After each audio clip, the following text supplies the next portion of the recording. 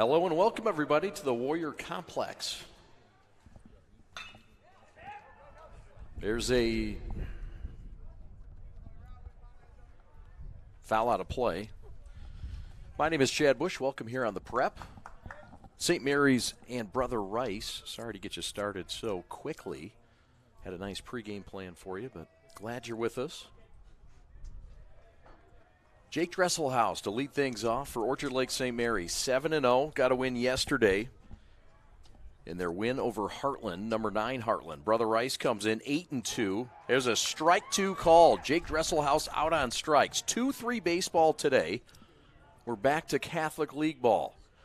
And the home run champion of the state of Michigan from a year ago, Dresselhaus, is out on a 6 slider from Robert Klan, the 6'3 right-hander out of St. Michael's.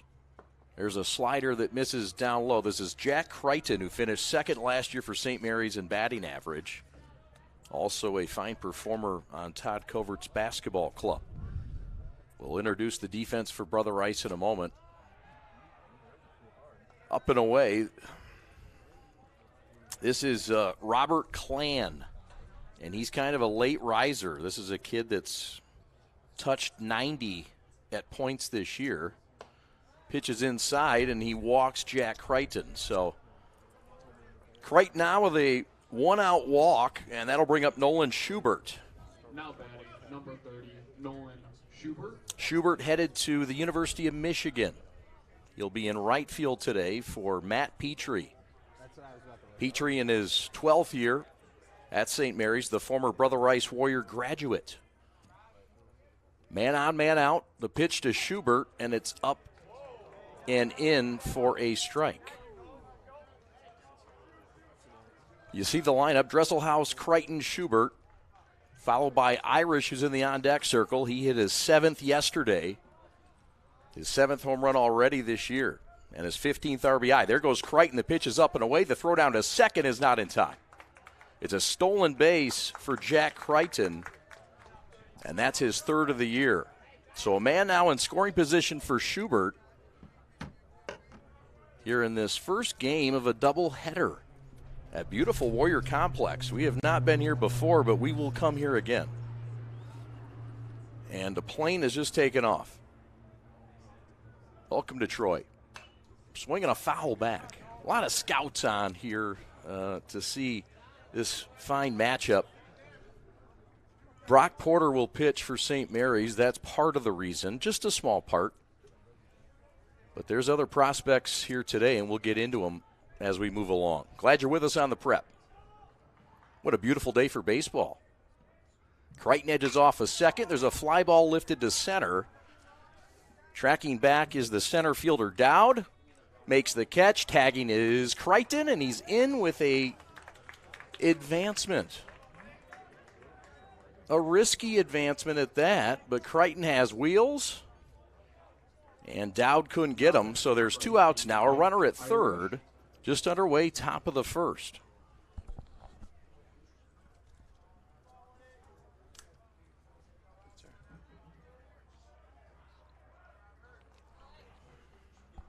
You see the replay there, the tag, not in time. Dowd throws well, too.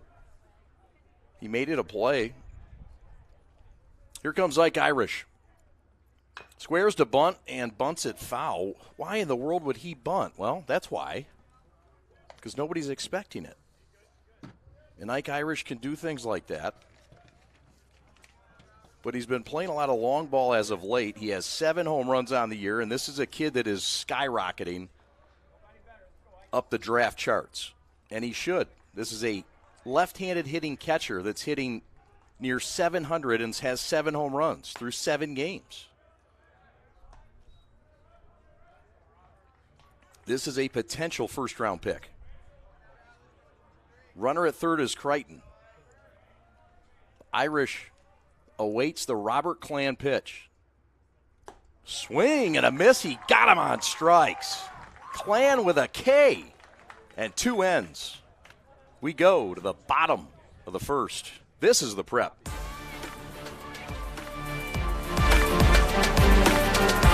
Take 2, Mark? I guess. I go like this. The best part about playing football in Texas has to be the reaction from the community. I want to encourage others to play volleyball or choir because you get to experience new things and do stuff that you've never done before. My reason why is passion. My reason why is pride.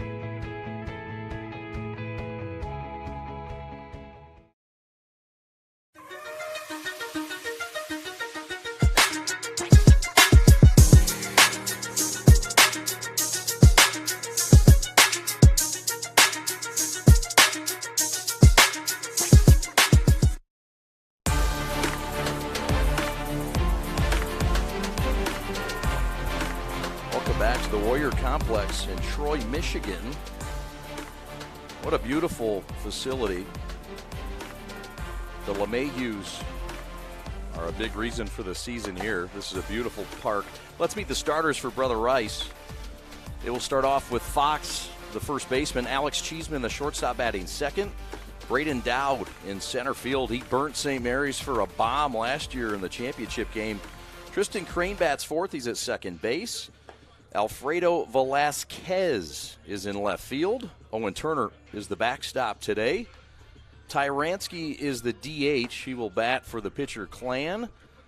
And Vandermeed, that is Chase Vandermeed at third base. There's 3 Vandermeeds on this roster. That's always fun. And D'Angelo is the 9-hitter in right field. We'll meet the starters for Orchard Lake St. Mary's in a moment. This is Brock Porter. This is one of the top pitchers in the country. This is a first-round pick, and this is a guy that's having a lot of fun. Future pro with a full arsenal of pitches. The velo jumps off. One of the best pitches, though, is his changeup. You see him committed to Clemson. 1 game already this year, 4 innings, 9 Ks. He did have 4 walks, no ERA. One of the best fastballs that can touch triple digits. He'll sit probably in the mid-90s. Outstanding changeup that gets overlooked a bit. The changeup is filthy. This is Fox to lead things off. And he grounds one sharply to McKay at second. Easy play to first. Over to Grimmer, and there's 1 out. So let's look at the St. Mary's defense. And you see it, Crichton at third of the hot corner today, Oliver at short, McKay at second, Grimmer at first, who had the put-out, Irish behind the plate, Mooney in left, that's Ryan, Dresselhaus in center, and Schubert in right. Here comes Alex Cheeseman. And the pitch is low for ball 1. Again, 3-2 ball, Catholic League.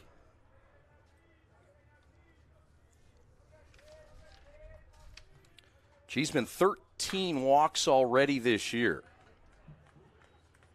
This is a guy that really has trained hard in the offseason. Quick twitch guy, but has a great eye at the plate. Very patient, a guy you need against Brock Porter.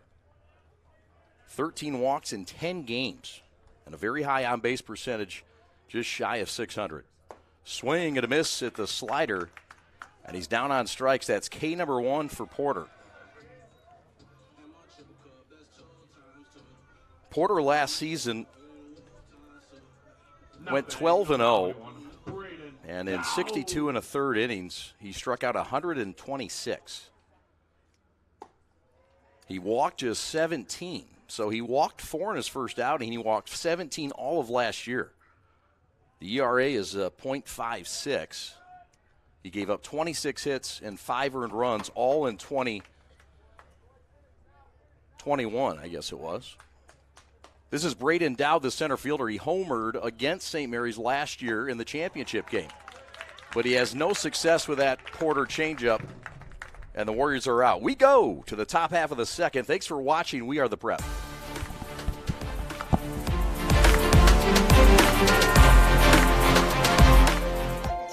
The innocence of youth. Is there anything any better? But soon they'll be in high school and facing all the same challenges you faced. How to make friends, how to fit in, how to be cool. We want our children to have everything they'll need to live fulfilling and productive lives. Make sure the kids in your family are among the more than 300,000 participants here in Michigan who take part in high school sports.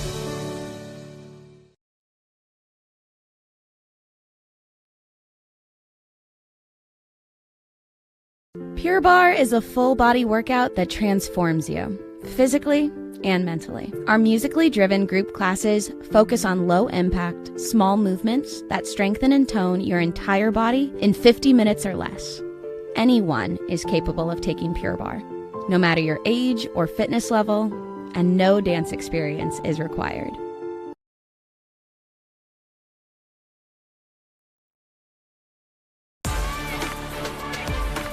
Beautiful 63-degree day in Troy, Michigan, the home of Warrior Complex. Impact players for St. Mary's. You see Schubert batting .400, 3 home runs. Irish with a big start, .692 to lead the club. 7 home runs, had it yesterday. Crichton, the Michigan commit. Blake Grimmer, the Tennessee commit. He's in the on-deck circle. This is Ryan Minnie McKay, the Michigan State commit. There's a lot of commits. 13 Division I commits all in all on this St. Mary's club. Robert Clan, the right-hander, quieted the Eaglets in the first. Swing and a miss, and a nice changeup low. And the strikeout is completed by Owen Turner, firing to first to Tyler Fox. So, strikeout. And we'll take a look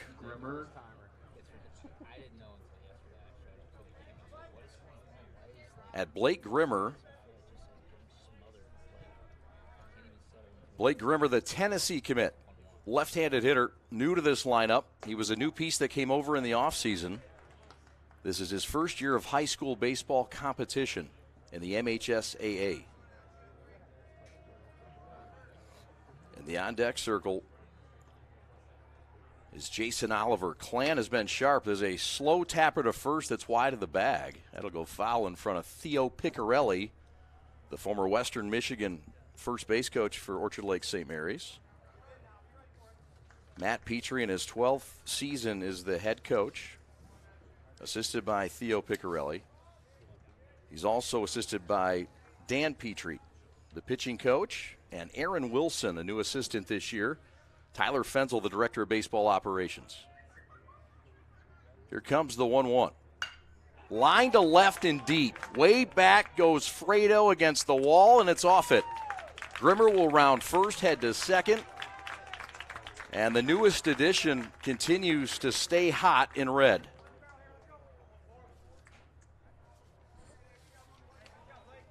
Now batting number 14. Clan got it up, Oliver.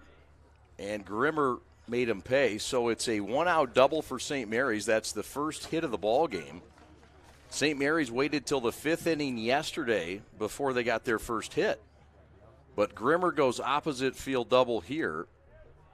And the Eaglets have something brewing with 1 out in the second. That one's fouled back, a big aggressive rip by Jason Oliver, the shortstop and the Michigan commit.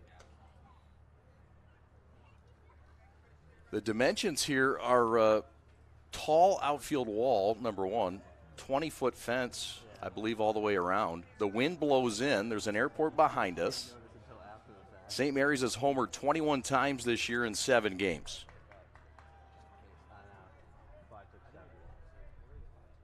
Pitch is low. Nice job by the catcher to pounce on that thing.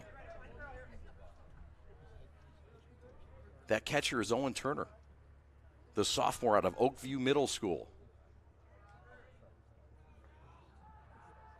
Wonder how much he dominated at Oakview Middle School. Good size lead at second for Grimmer, who's plus speed. The set by Clan, the pitch, and he got him on strikes. That's the 3rd K for Clan, and it's a big strikeout. There's 2 outs now and a runner at second, hoping to get stranded. He hopes not to get stranded, but the Warriors hope he gets stranded. This is Parker Brustevich. This is a sophomore that played on the varsity last year. He's also in the starting rotation, but he's designated hitting today for Brock Porter. The pitch is down low. Clan has a changeup that's really good. That's his number 2 pitch. He'll also throw a slider, but it's that fastball that can cook up to 92 that can really get ahead of guys. Cheeseman cheats in at short. A plane takes off again, and here's the pitch. Upstairs, 1-1, 2-0.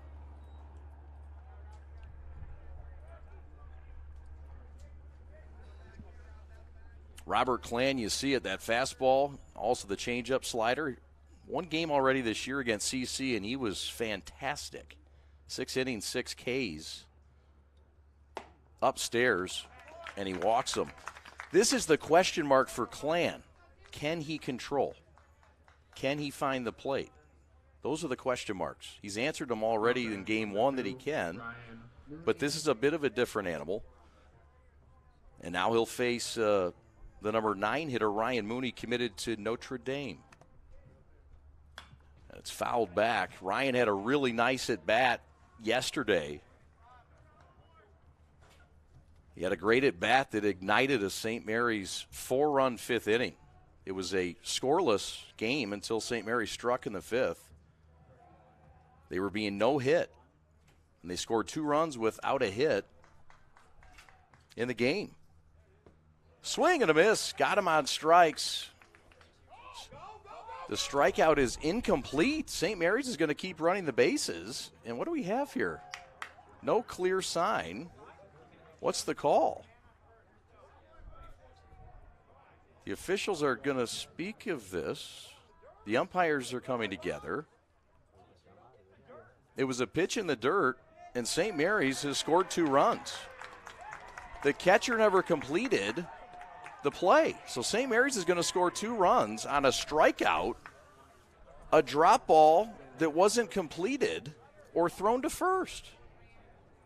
Oh, is this a blunder? It's a drop third ball, but it's a drop strikeout. And for whatever reason, Owen Turner didn't complete it. Just throw to first.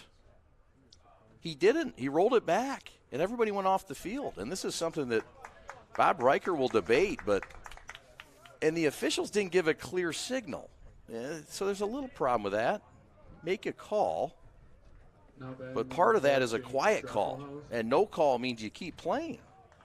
And for Brother Rice, that's a tough one. They've given up a run.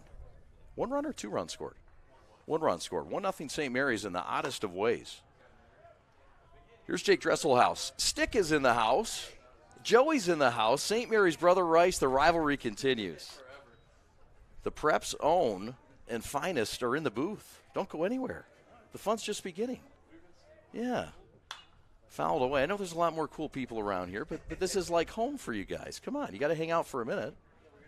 At least take a picture, do a selfie, do something. Good to see you guys. So St. Mary's has runners at second and third. The game's first run has been scored here in the second. And after Ryan Mooney appeared to be the third out of the inning, St. Mary's has new life, and Dresselhaus looks at a slider up and away.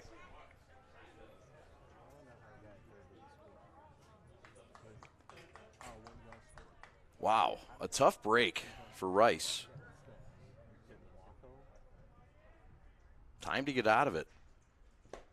Pitch is inside, so a walk by Clan. Another walk, that's his third. And this is where things start to close. Now batting number 5, Jack Creighton. And for Clan, this is a spot where as a senior they're going to lean on him to shut the door despite some circumstances that he didn't create. Slider, nice sharp pitch over the outside corner to Jack Creighton.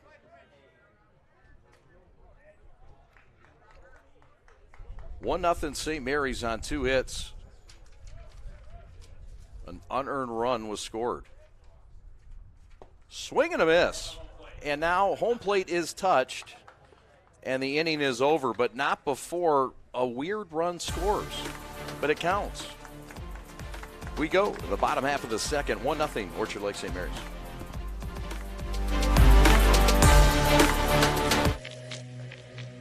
What I could tell right off the start was that they were really about the player, and I just got out of high school, so I was using BB Corbats for the past 3 or 4 years. When y'all came to me, took my advice, trying to figure out what we wanted, what I learned in high school about bats, and what I wish I had. It's like really cool to be a part of.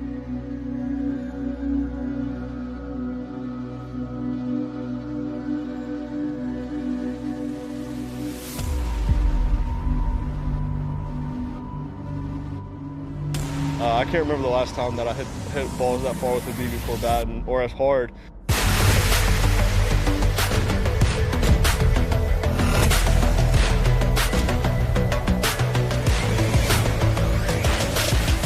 Definitely the best BB4 bat I've ever swung in my life. And I've swung plenty of BB4 bats. The numbers can prove it too, because the numbers that I was getting on my exit velos and the distance, I really didn't get close to that in some of the other BB4 bats.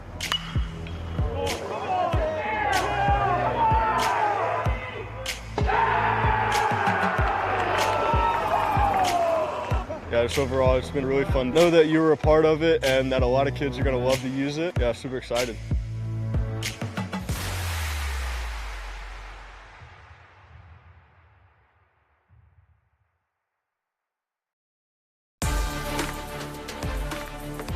SP Sports Performance, a full-service training company specializing in rotational sports with 5 locations throughout Southeast Michigan. Founded in 2007 by Joe Neal of 2SP. Sports has been committed to bettering athletes for over a decade. Find their locations: Farmington Hills, Madison Heights, Shelby Township, Waterford. They train some of the best. They train a lot of these St. Mary's and Brother Rice kids. Go find them 10% off when you mention the prep. There's a slider cut out and missed. And Porter has another strikeout. That is his third. And that'll bring up Alfredo Velasquez. Left-handed hitter, committed to Michigan. And this kid can really pitch it as well. He takes a changeup over for a strike.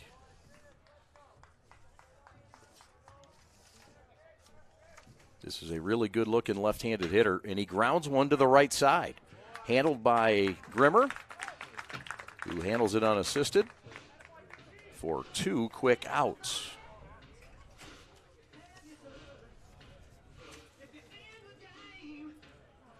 Now batting number 13, Owen Turner. Here comes Owen Turner, who was involved in that funky play. Strike 3 that Turner thought was a completed strikeout. Thought he scooped it clean, which would have meant an out. The umpire looked at him like he had a third eye, and Turner headed to the dugout. There's a ground ball right back at Porter. A nice swing, but Porter snatches it and rips it off that Warrior Complex turf for out number 3. Want to tell you about our friends at Pure Bar Novi here in a moment as we get another look at this fine swing. How about it? You don't get points and stats for good swings against Brock Porter, but that's one that you need to put an asterisk next to. That's a really nice at bat, and it will be noted somewhere. Pure Bar Novi is proud to help you achieve your fitness goals while joining a vibrant, supportive community. At Pure Bar, our classes are designed to strengthen and tone your entire body using small isometric movements. Our teachers provide modifications for any fitness level to help you achieve your fitness and wellness goals. They also offer an array of athleisure wear in their boutique, and it keeps you working out in style. Find out more right now by calling 248-596-0002 or by visiting their website. You can scan it right there. Look at that QR code. All right, so here comes Robert Klan to start his 3rd inning of duty, and he'll do it against the heart of the Eaglet lineup. Nolan Schubert, Ike Irish, and Ryan McKay due up to face the right-hander Robert Klan. You look at the impact players for the Warriors: Alex Cheeseman, guy who you'll see at shortstop today, Braden Dowd, who in Game 2 of that doubleheader against De La Salle, 2 for 3, 4 RBIs. Cheeseman had a couple RBIs against La Salle. And Velasquez, the Michigan commit, just a junior. How about that? 3 RBIs and also tossed a no-no. We will not see him. Jake Coulter, the CMU commit, fire up chips. Kentucky's loss. There's a foul out of play. This is Nolan Schubert. Schubert in right field today. An All-American from a season ago. A lot of power in this bat. St. Mary's with 2 hits in this game, a double by Grimmer off the left field wall on a hop. And then a base hit. We'll see the defense for Brother Rice here in a moment. Swung on and missed. Pitch in the dirt. Tyler pops up, fires to first, and he just gets Nolan Schubert for out number 1. The defensive alignment for Brother Rice. There you see the catcher. That's Owen Turner.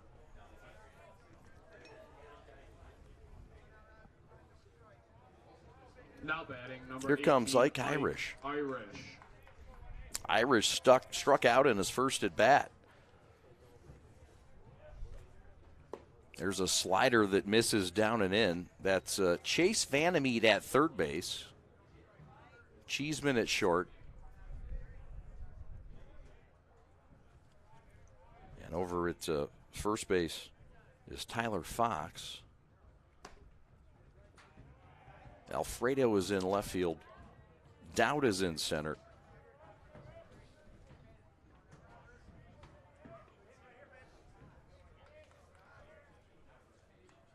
Two 2-0 the count. Nobody on, 1 out. Clan the pitch. Just missed inside to Ike Irish. So Irish on with a 1-out walk. Is that the 4th for Clan of the game? And here comes Ryan McKay. Now batting, number 3, Ryan McKay. Ryan Minnie McKay. Swing and a miss.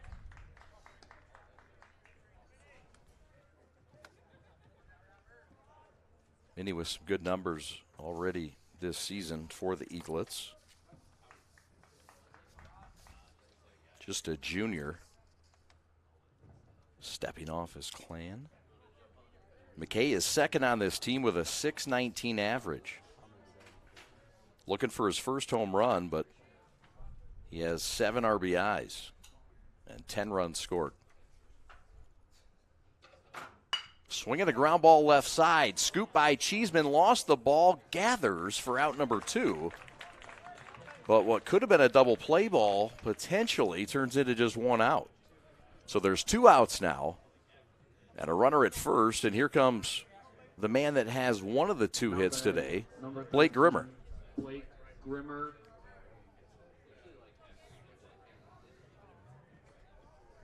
Grimmer has 3 home runs, 3 of the 21 home runs for St. Mary's on the year through 7 games. There goes McKay, fine secondary jump.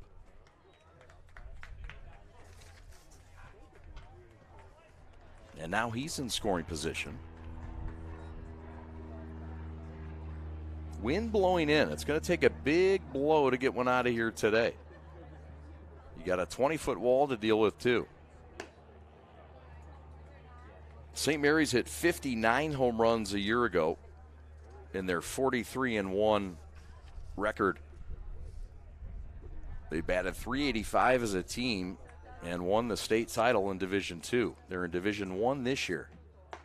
There's a slider over for a strike. Brother Rice, meanwhile, went to the Final Four in Division I before losing to the eventual state champions, Grand Blanc. Oh, those Grand Blanc folks, they just keep winning. Their head coach in basketball is gone. There's a line shot that hopefully didn't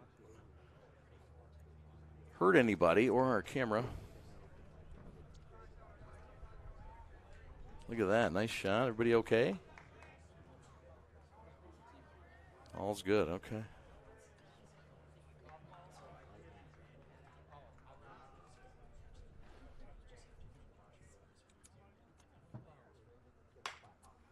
There's a fister to short and handled by Cheeseman. So Rice gets out of it. Do not give up a hit. Just a walk ban. And we got a dandy. This is just one of two today. What a day for baseball. Thanks for watching. We are The Prep.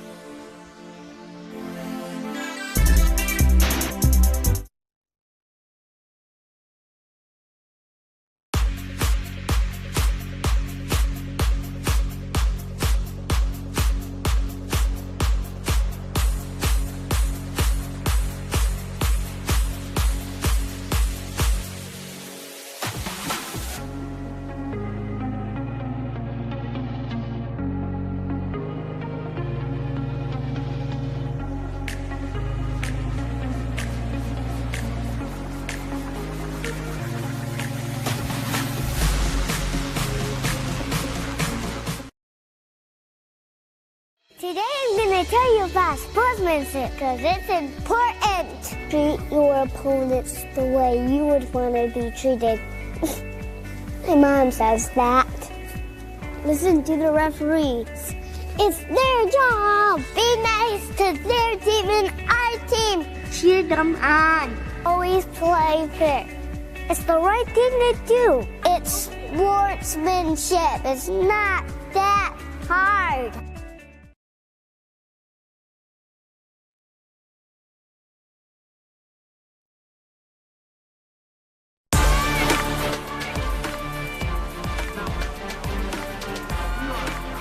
Welcome back to Warrior Complex, the national rankings as of yesterday by Collegiate Baseball Newspaper. St. Mary's number 1, Stoneman Douglas up to number 2. They're out of Florida. Sumrall in Mississippi. Barbie in Louisiana is 4th. Rockwall Heath out of Texas is 5th. Orange Lutheran in Orange, California is 6th. As we take a look at the batter, and this is number 70, Ryan Tyransky, a sophomore. A lot of underclassmen on this team. A lot of sophomores and juniors for Brother Rice. Porter's pitch is a slider over for strike 3. So strikeout for Brock. And that'll bring up number 19, Chase Vandermeed, the sophomore. 6'4". We saw Chase in basketball.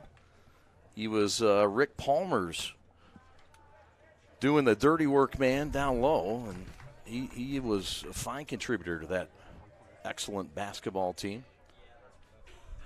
First pitch is a ball. This kid knows baseball. He grew up with it. His father is the assistant baseball coach at Michigan State, Mark Vandermeed, pitching coach. Fouled back. He's also the former head coach at Eastern Michigan, and he played his college ball at University of Detroit. And I used to work for him. He's a good guy. Here's the pitch. Swung on and missed. Struck him out. Used to be quite the scene watching Chase, Cole, and Cash turn in a triple play as 5, 7, and 7-year-olds.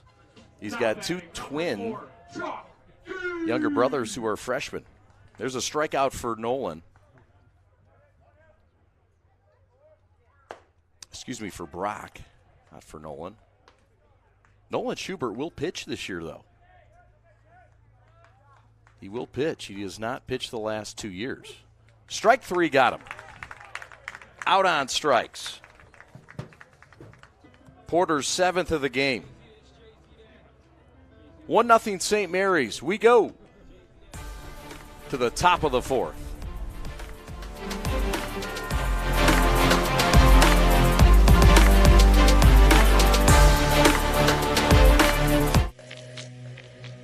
What I could tell right off the start was that they were really about the player, and I just got out of high school, so I was using BB Corbats for the past 3 or 4 years. When y'all came to me, took my advice, trying to figure out what we wanted, what I learned in high school about bats, and what I wish I had, it's really cool to be a part of.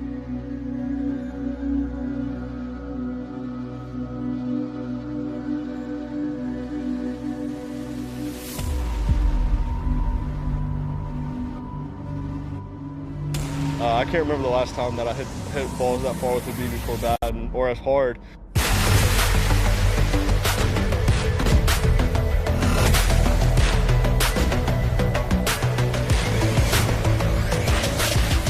Definitely the best BB4 bat I've ever swung in my life. And I've swung plenty of BB4 bats. The numbers can prove it too, because the numbers that I was getting on my exit velos and the distance, I really didn't get close to that in some of the other BB4 bats.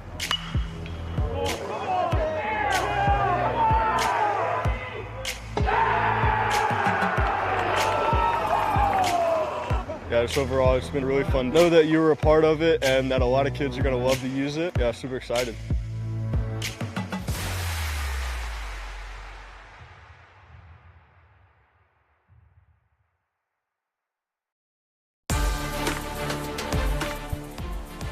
Go to our friends at Blue Lion Fitness located in Ann Arbor.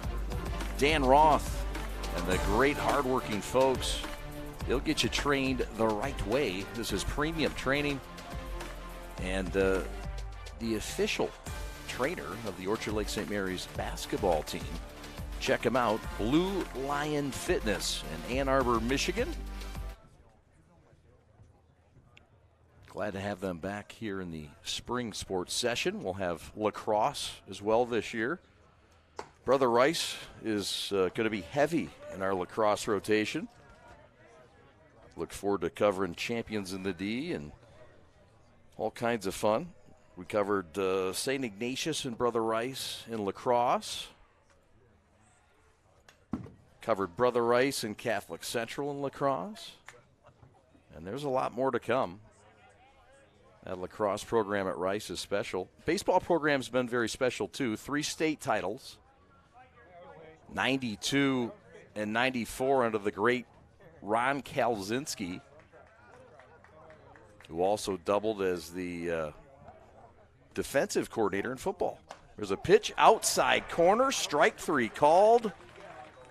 Oliver looked at it, and it's a K for Clan. Another one. Let's take another look at this. And, yeah, outside corner. So here comes Parker Brustevich, sophomore. Two-way kid. He'll pitch in that eaglet rotation. You will not see him today. There's a strike called. By the way, game 2, Brother Rice has not decided on a starter yet for game 2. St. Mary's has. It'll be the Kent State commit Kieran Cowie pitching for St. Mary's in game 2. Brustevich looks at one up and away.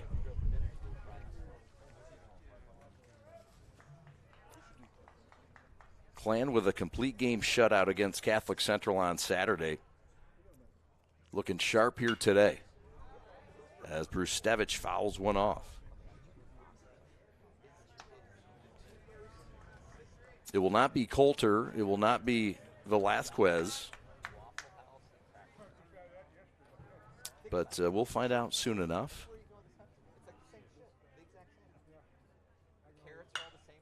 Staying alive is Brustevich.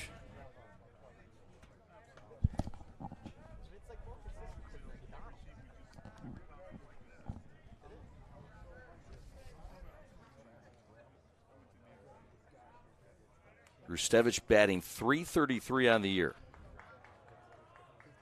Couple of hits and 6 at bats. Looks at one upstairs here.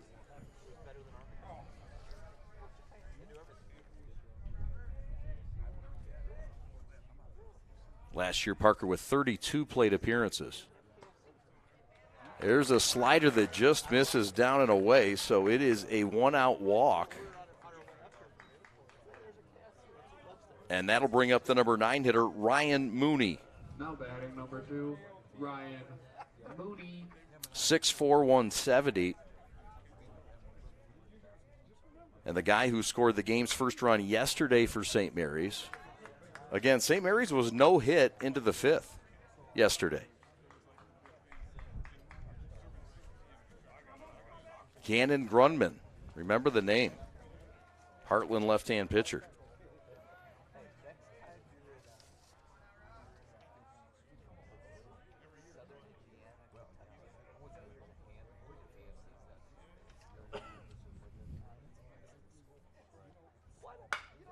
swinging a soft looper into the Bermuda Triangle, and it's going to drop for a hit.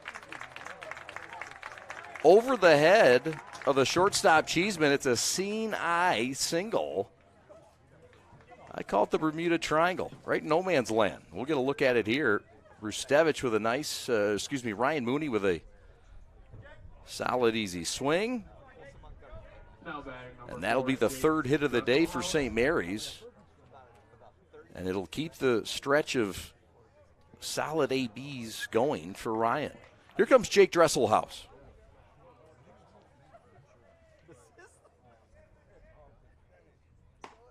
It's a fastball firm on the outside corner by Clan.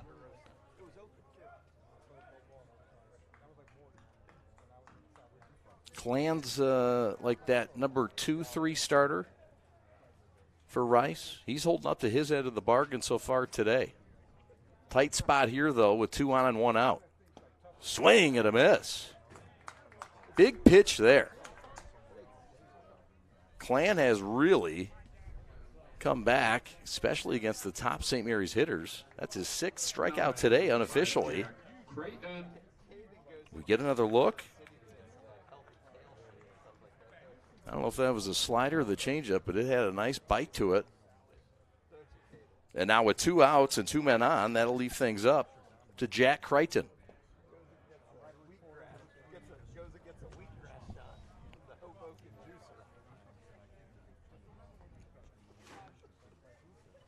One nothing St. Mary's, an unearned run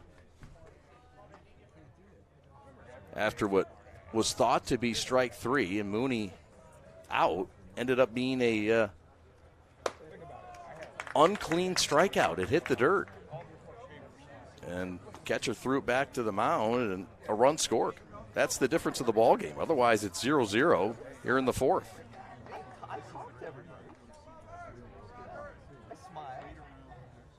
Crichton awaits the 2-0, and a strike called.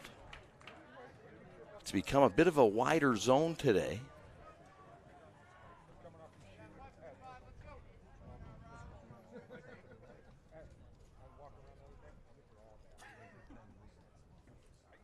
Both runners going, and Crichton fouls it back. Jack is 3rd on the team in average, hitting .611. He's one of 3 Eaglets batting .600 or better with 22 or more plate appearances, a.k.a. a regular. Jack with 12 runs driven in, 3rd best on the team. There go the runners on the full count pitch. And the bases are now loaded for Nolan Schubert. Now batting number 30, Nolan Schubert.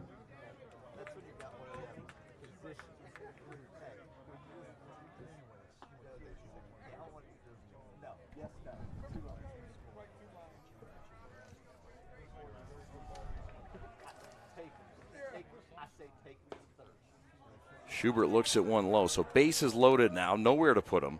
Clan in a bit of a jam. St. Mary's threatening. Rustevich at 3rd, Mooney at 2nd, both run well. Here's the pitch. In the dirt, gets away, and in comes a run to score. So another unearned run comes in. Parker Rustevich crosses the plate. It's 2-0 St. Mary's.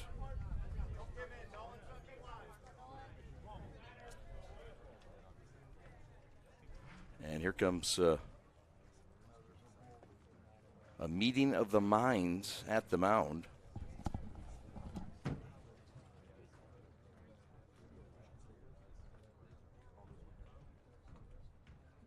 So Bob Riker, the head coach in his 24th year, guy who started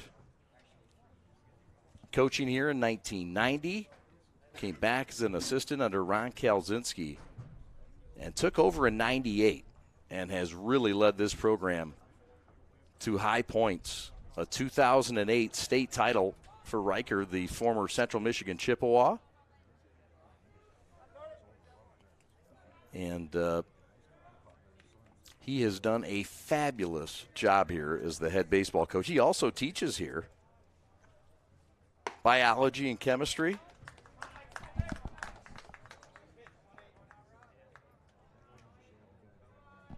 He's assisted by Kyle Galley. Kyle Galley, a 2010 Brother Rice grad. And I certainly appreciate Kyle giving us some nice information as well. Very helpful. Looks like we've got a pitching change. And that's going to do it for Mr. Robert Klan. He'll leave in a 2-0 game, but he's going to be responsible for the folks on the base paths. But, hey, look, a statement was made. This kid threw a nice game. He'll end up going 3 2/3. His line will be incomplete, but I believe the strikeout tally's right around 6 or 7. We'll get official stats on that soon. Pat the Stat is working out some technical issues, but he's been point on all year, so we'll get him back and running. So we'll tell you all about the new pitcher when we come back. 2-0 St. Mary's, top of the 4th. We are the Prep.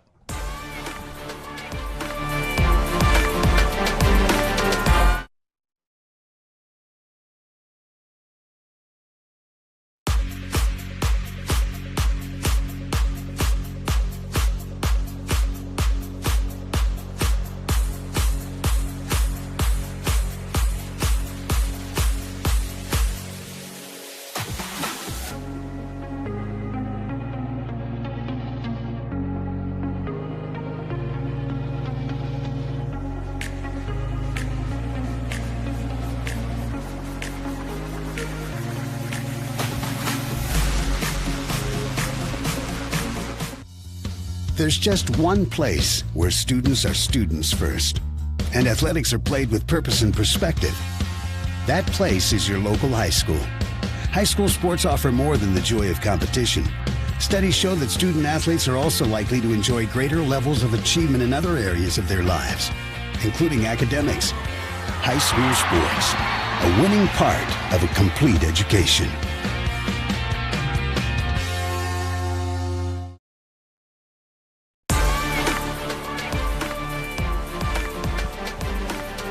Bob Riker has gone to the mound and made a change.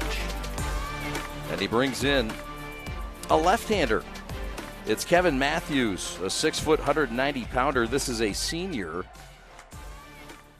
And he's in a tough spot. Bases loaded against Ike Irish, who has 7 home runs on the year and 15 runs driven in and is committed to Auburn. Left-handed catcher. The set by Matthews and a bases loaded spot. It gets away again. In comes another run to score. And it's 3-0 St. Mary's. All 3 runs unearned. Runners move up to second and third. And they are giving poor Turner a workout today. Boy. We get another look at it. And, yeah, it's a tough scoop. So Irish, with a couple fellas out there, there's 2 outs, 2 runs in the inning, and Matthews continues to be in a pressure spot. Another dirt ball, and another run is attempting to score, and it will. In to score comes Jack Crichton, 4-0 St. Mary's, 3 on pass balls. And the fourth in again. So runner to third now is Nolan Schubert.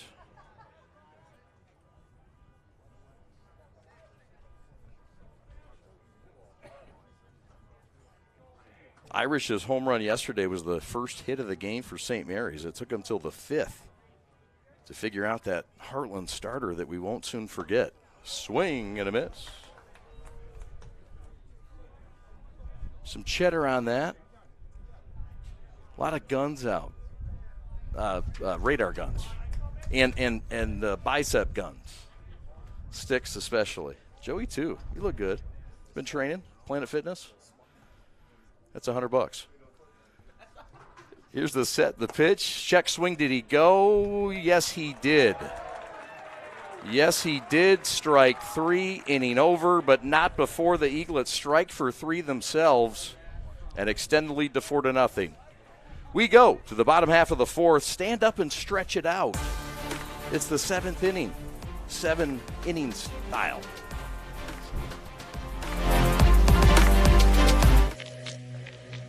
What I could tell right off the start was that they were really about the player. And I just got out of high school, so I was using BB Core bats for the past 3 or 4 years. When y'all came to me, took my advice, trying to figure out what we wanted, what I learned in high school about bats, and what I wish I had, it's really cool to be a part of.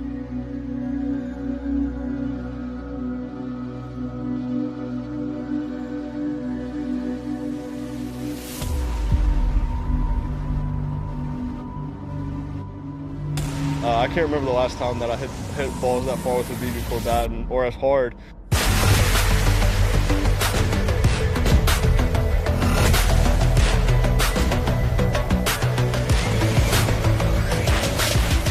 Definitely the best BB Core bat I've ever swung in my life. And I've swung plenty of BB Core bats. The numbers can prove it too, because the numbers that I was getting on my exit velos and the distance, I really didn't get close to that in some of the other BB Core bats.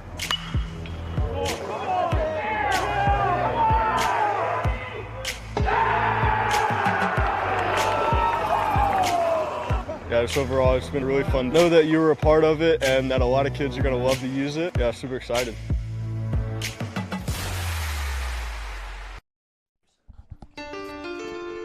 You see the Eaglets profile, 7-0, number 1 in the country, number 1 in the state, Division I, 625 students, co-divisional. Matt Petrie in his 12th year, MHSCA Head Coach of the Year a season ago, and he led the Eaglets to the state title, the school's 5th since 1998. Jim Pachorik is a baseball alum you should know, 78 grad. Played in the professional leagues in Japan for quite some time. University of Michigan, All-American in 1982. And Brock Porter being spoken of in those types of discussions. There's a shot up the middle. McKay will scoop it, fire to first, and out at first. What a scoop by Blake Grimmer. Minnie McKay had to go far to his right, fire to first, and Grimmer scooped it up cleanly for out number 1. So a fine swing against Porter, but nothing to show for.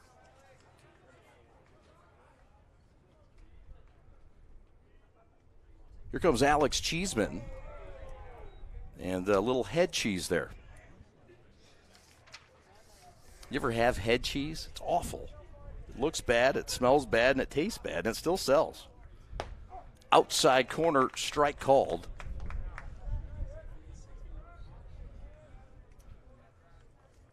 One and one the count. Alex Cheeseman.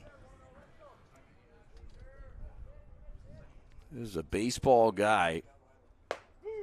Strike called. Okay, that is 9, I believe, for Porter. And here comes Braden Dowd, a left-hand hitter.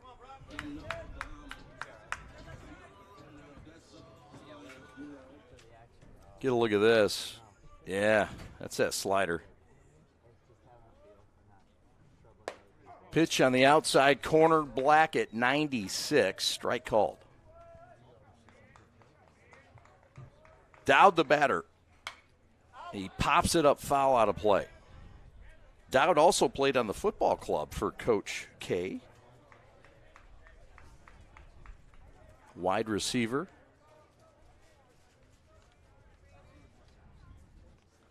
Multi-sport guy. Outside, just missed. He also played basketball. This is a 3-sport kid. Stand up. Not many of those left. The 1-1. Inside missed, down and in. Just a little shoe polish. And the on-deck circle is Tristan Crane, the sophomore DH. Here comes the payoff. And he walked him. So I believe that's the first walk of the day for Brock Porter. And now that'll bring up their number 4 hitter, Tristan Crane, the second baseman. Dow does run well, Now batting number 20. but down 4 runs, it's probably not something that Bob Reicher's going to dial up. Open upright stance for Crane against Brock Porter. There's a pitch down low.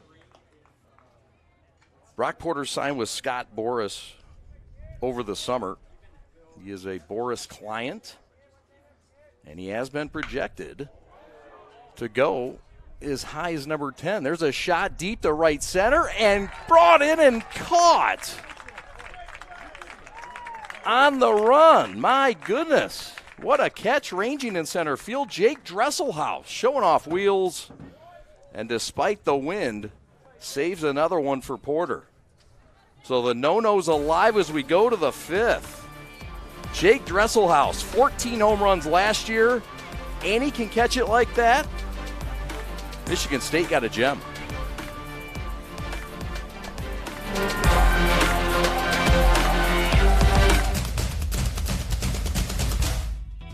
As the voice of Michigan student athletes, the Student Advisory Council's role is to convey the message of how high school sports are supposed to be played. We are responsible for helping the MHSAA maintain a positive and healthy atmosphere so that interscholastic athletes may thrive. We believe athletes should be competitive, sportsmanlike, and excel academically. We believe students in the stands should have fun, but not take the focus away from the game. We believe coaches should act as teachers, helping student athletes develop while still keeping high school sports in perspective. We believe that parents should always be positive role models and be supportive of their child's decisions. We believe officials commit their own time to high school sports, and respect should always be shown and given to them. The most important goal for student athletes is to enjoy high school sports while keeping a high level of respect between all those involved in the games. Enjoy the game!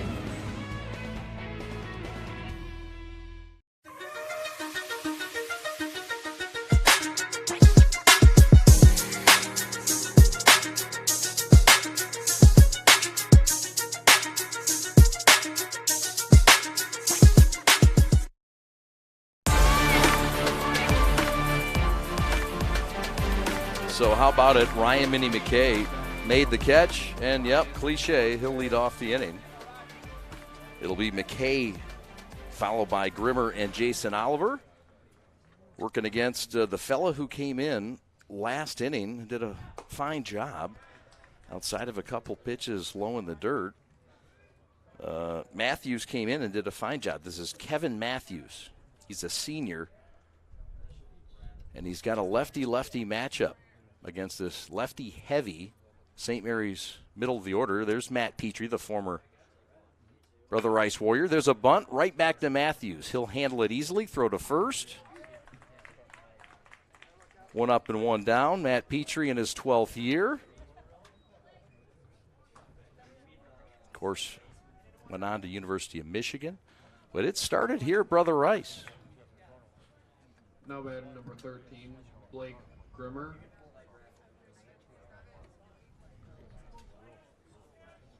Here's Blake Grimmer with one out. It's 4 straight lefties for St. Mary's. This is the Grimmer says he got hit, and the umpire says, "Did you?" And he said, "Yeah, I did." It's the honor system sometimes. Evidently. I mean, that's good communication. Sometimes kids lie. If I'm Grimmer, I want to stay in there and hit. No, it didn't hit me. A lot of guys do that. Now batting number 14, Jason Oliver. Yeah, it hit me. He's just being honest. It did hit him. But a lot of guys would say no, and they want to go hit. But that's lying, and they don't teach that in the CHSL. The set by Matthews. The outfield is a bit shallow here. Outfielders play a bit more shallow. The high 20-foot fence plays into that a bit.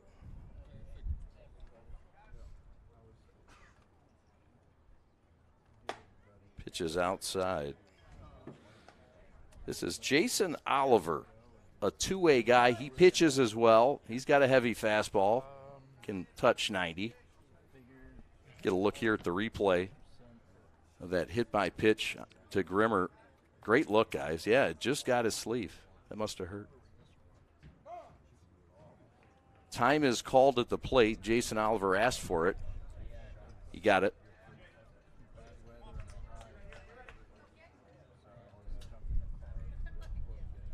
Oliver has some pop in his bat.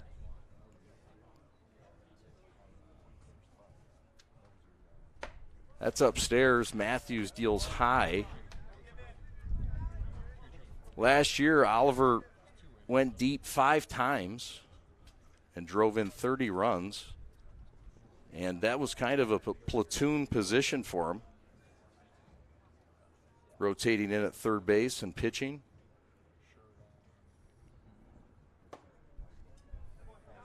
Pitches inside. So Brother Rice has been hindered by inaccurate pitching today. It's caused pass balls, it's caused walks, it's caused traffic, and it's caused them to be down 4-0. Grimmer at second, Oliver at first, and here comes the sophomore Parker Brustevich. Batting 8th in the lineup for Matt Petrie today.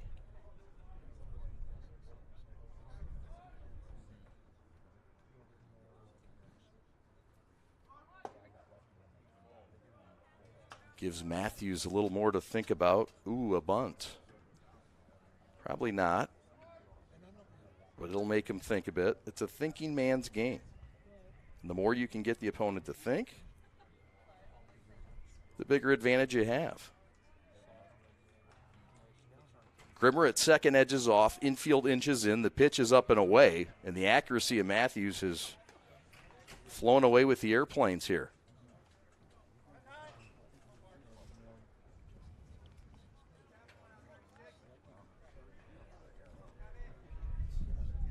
Double play depth for Brother Rice. They've got the combo to do it. With Cheeseman at short, inching behind Grimmer at second. 2-on, 1-out pitch. Strike called at the waist. A get me over fastball, and it's full.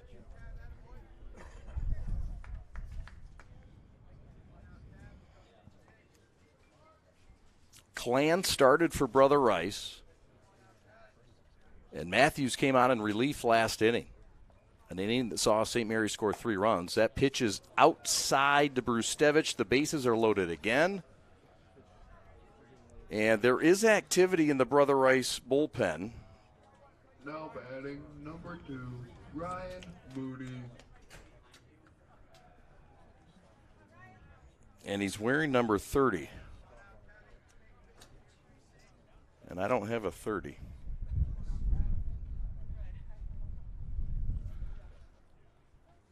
Bases loaded. Here comes the number 9 hitter, Ryan Mooney, the left fielder. Swing and a miss. Went fishing for a guy that has yet to find the zone in a minute. Was thinking that fastball was coming. There you get the look at number 30. We'll get his name in a minute. It's Alex Tribal. Can always count on the Warriors with some nice, solid sports information. Thank you. Swing and a miss. Got him on strikes, a big strikeout. That's the second of the inning. And that'll leave things up to Jake Dresselhaus. Number 4, Jake Dresselhaus.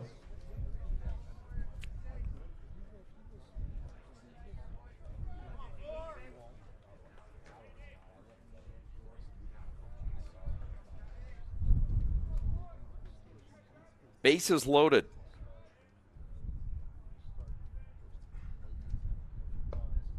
Pitch down and in.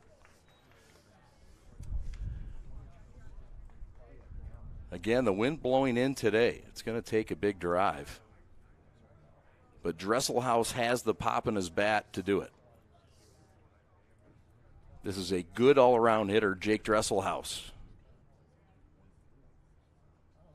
Ground ball to short. Cheeseman handles it easily, throw to second, and that's the inning. So a fine job by the Warriors' Matthews to get out of it. His infield backs him up, And nothing to cross for St. Mary's in the 5th. We go to the bottom of the 5th, 4-0 OL SM.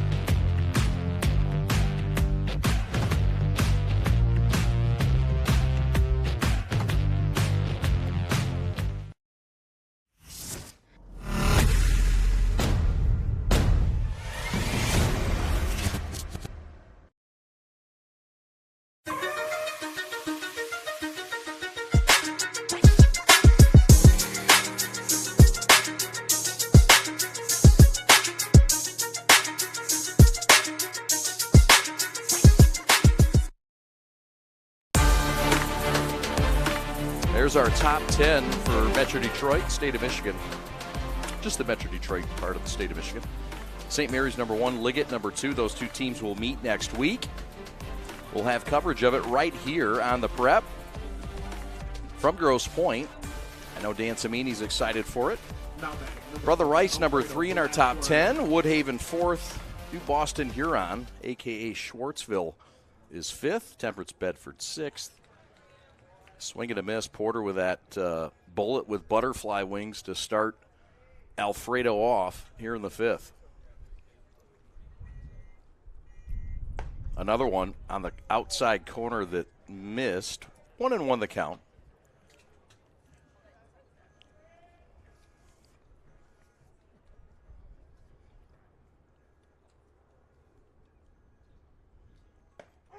Sliders, strike 3.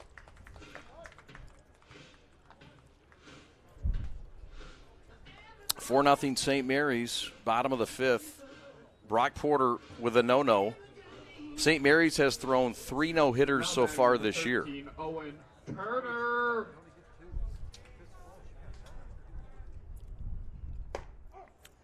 Strike called.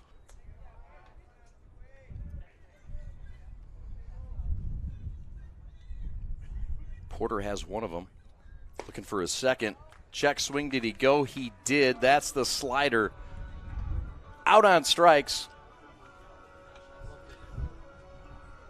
Another one for Brock, and you can say what you want, but the fastball's hot. The changeup has been outstanding, always was. The slider was really the only thing. There's a looping shot left field, and that is just foul. Ooh, that was a good swing. And it nearly caught the Eaglets.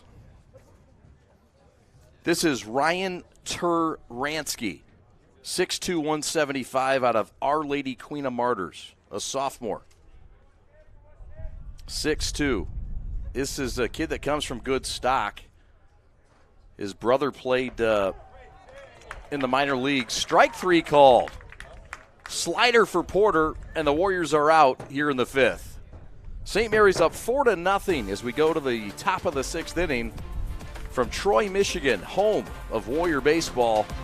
We're back after these.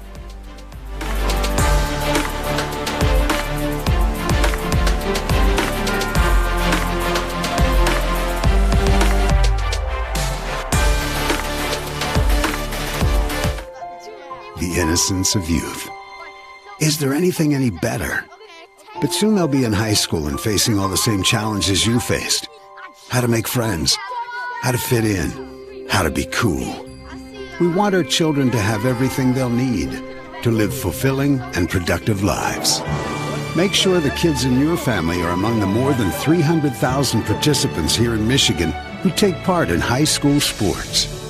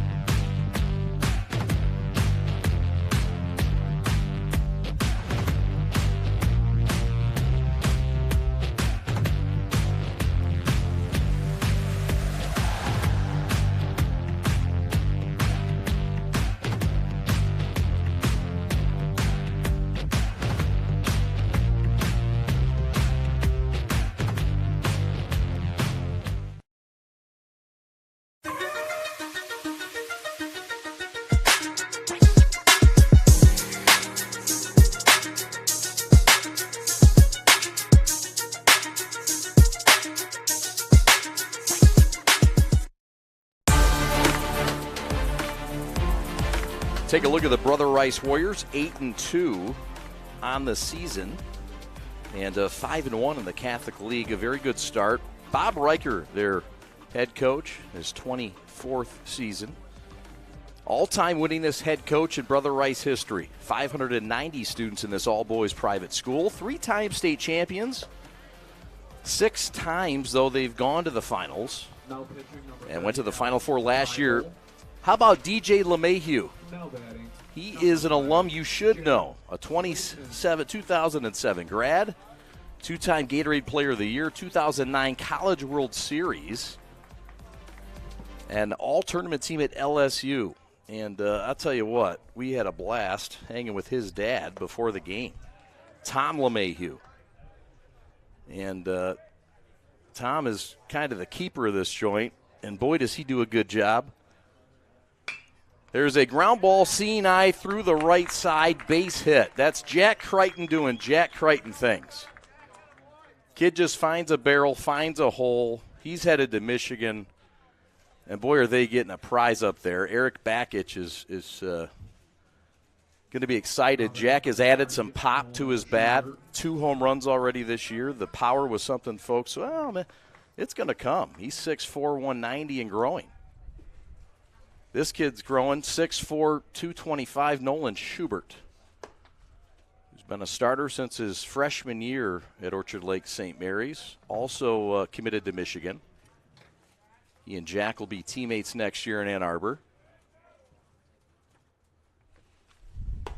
Pitch upstairs. It's just the 4th hit for St. Mary's today.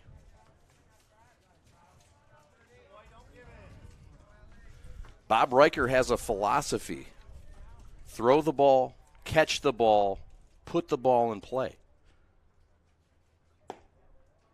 There's a walk. They've thrown the ball well, but catching today has been a bit of a thing. And outside of that, this team has played just fine baseball. Bob Riker's going to go to the mound and perhaps make a move.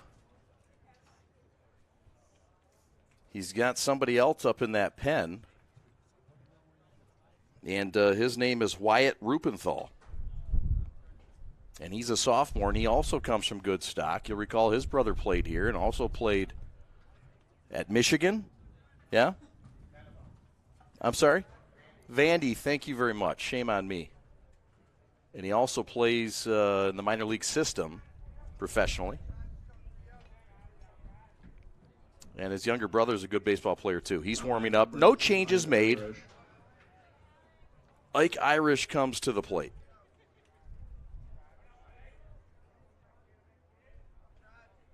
Runners at first and second, nobody out. And the pitch is outside.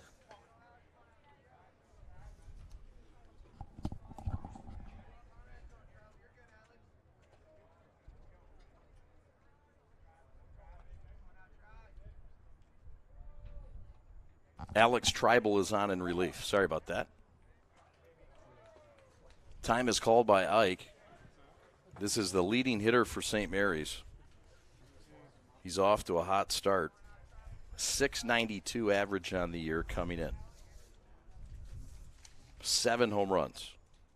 He hit 1 last night, and it was the first hit of the game for St. Mary's. There's a line shot, center field base hit. Crichton's going to round third. He will score easily. Dowd up with the ball, and it's 5-0 St. Mary's on RBI number 16 of the year for the Auburn commit, Ike Irish, who continues to stay red hot.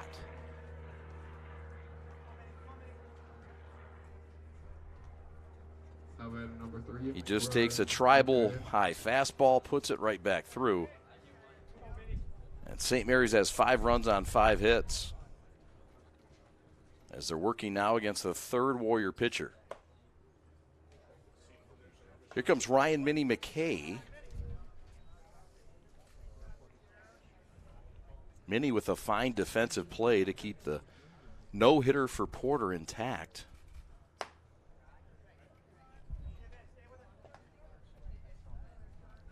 St. Mary's is riding a 29-game win streak that dates back to last year. They won 22 games to end the 2021 campaign after Saline beat them.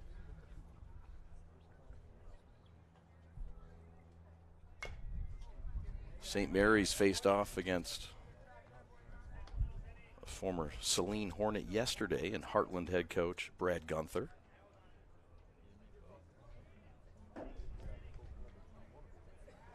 Brother Rice will play again on the 19th against Detroit Edison right here. They'll also play on the 20th against Grosse Pointe North.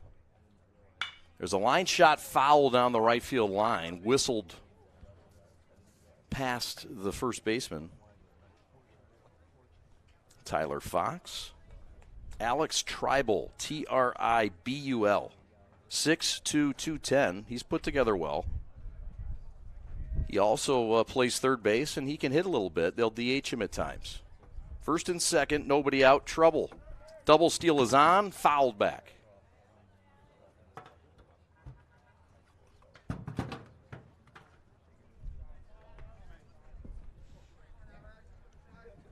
It's not the two fastest eaglets out there. Not slow either, but sort of a double steal surprise. In a full count situation again.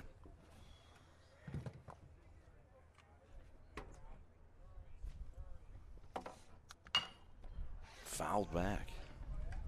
Good battle here between Tribal and Ryan Minnie McKay. You won't want to miss game 2.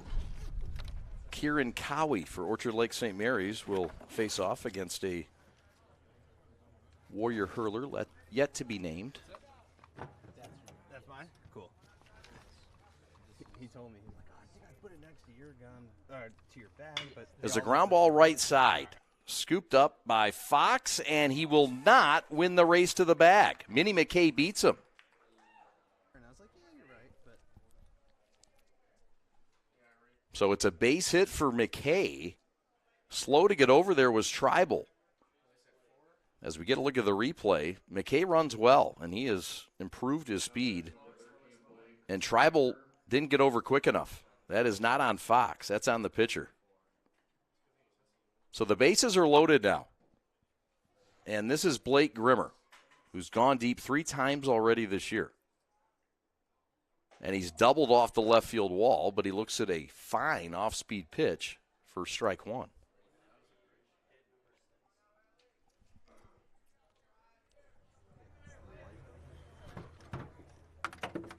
Schubert on third. Irish on second, McKay on first, and that one is whistled into the Brother Rice dugout.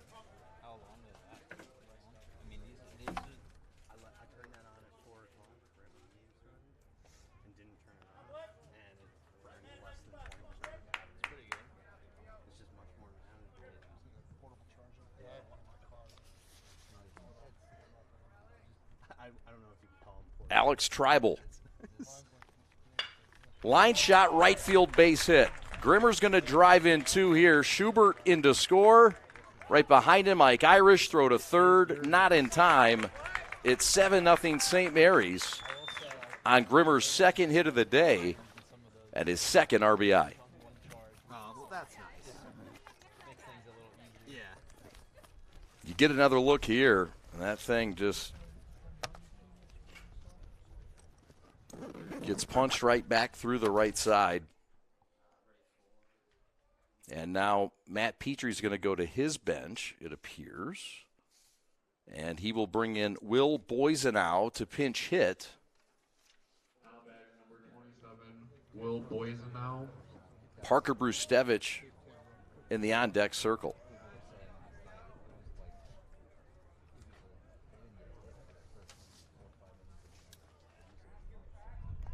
So Jason Oliver's been lifted from the game. Pitch is low. Runners at the corners, 7-0 St. Mary's. They broke this game open after it was a 1-0 game in the fourth. 3 in the fourth, all unearned, and 3 here in the sixth.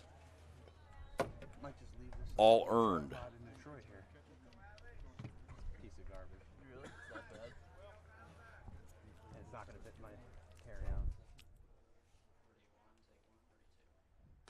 Pitch outside, so Boisenau gets a walk. And now that'll set the table for Ryan Mooney. Mooney already with a hit in this game. And the Eaglets now can stretch this.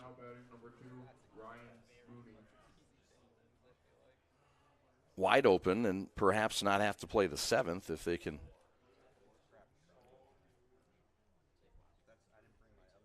stretch it to a 10-run game. There's a pitch that gets away. Throw home, not in time. It's 8-0 St. Mary's. And that's their 5th run today on a pass ball or wild pitch.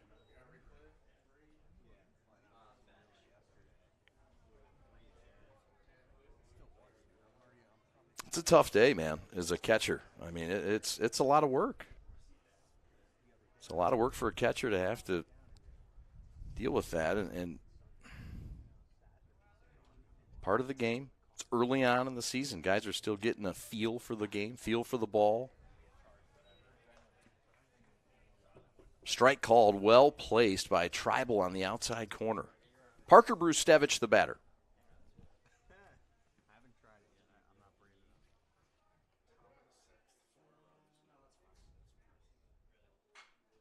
Fouled back. Parker upset he missed that one.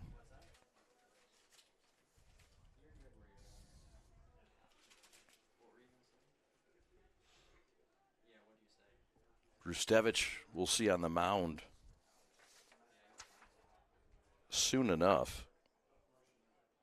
He's thrown 7 innings this year on the mound, the most of any Eaglet hurler.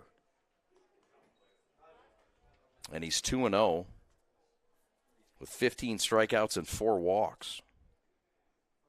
And he has yet to give up an earned run, or an unearned run for that matter. Second and third, though, he's trying to help with a bat here and a full count. The pitch by Tribal. Got him on strikes. Sharp slider. And it froze Brustevich. And that's a big out, number 1 for the Warriors.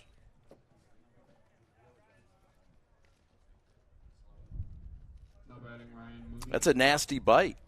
Middle of the plate that dipped to the outside. That's a nice piece of the arsenal.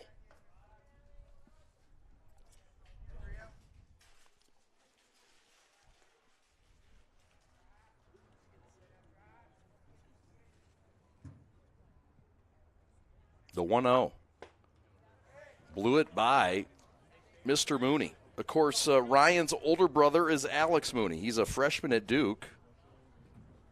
He was the player of the year in the state of Michigan a season ago. And first-round pick potentially. But sometimes that Duke education is worth it. Swing and a miss. Got him on strikes. Alex doing good things in that ACC lineup. He's in the middle of it. Down at Duke, some good numbers. He's right around 250, but they're counting on him to drive in runs in the ACC as a 18-year-old. That's a big responsibility.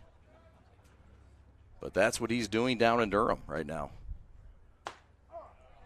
Well-located fastball at the belt, and Dresselhaus looks at strike 1.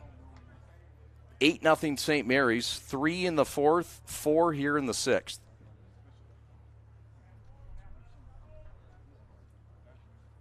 Grimmer with a 2-run single, the big blow in this inning. Just missed off the plate.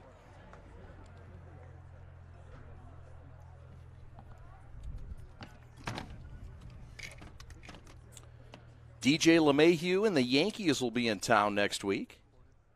Folks are excited about that in these parts in Warrior Land. There's a lot of folks rooting for DJ LeMahieu. Claim him. He's he's from Michigan. He's from Michigan. Well, Brother Rice, he is from Brother Rice. And a proud graduate. Former LSU Tiger. Boy, did they have fun with his name down in Tiger Country. There's a ground ball up the middle. That's a base hit. That's going to score 2 more. Grimmer in to score. Right behind him is Boisenau. And the Eaglets have reached double digits in Troy. 10-0 St. Mary's.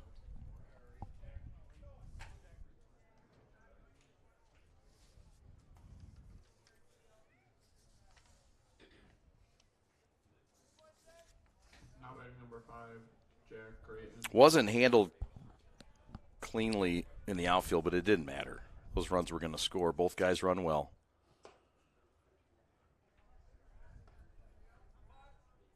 So for Dresselhaus, that's a couple more RBIs. He has 4. It's been a slow start to the year for Dresselhaus, to be fair,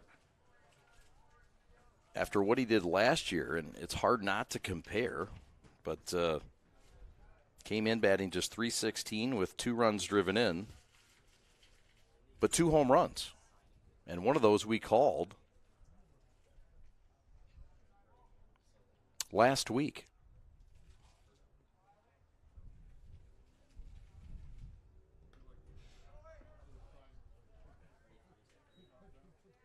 Dresselhaus advances.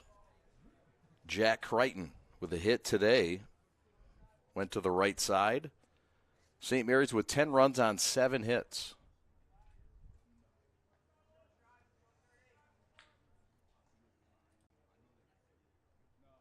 Swing and a miss. Tribal got him on strike, so that'll do it for St. Mary's, but they put up 6 in their most productive inning of the ball game in game 1 of this doubleheader. Thanks for watching here on The Prep.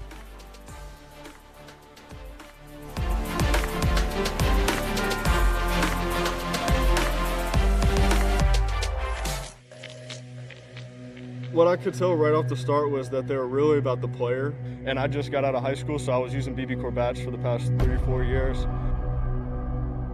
When y'all came to me, took my advice, trying to figure out what we wanted, what I learned in high school about bats, and what I wish I had, it's really cool to be a part of.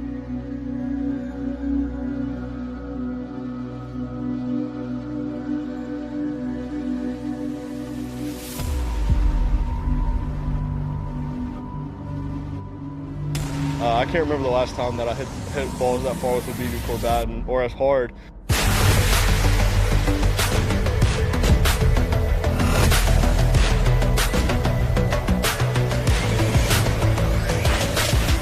Definitely the best BB Corps bat I've ever swung in my life. And I've swung plenty of BB Corps bats.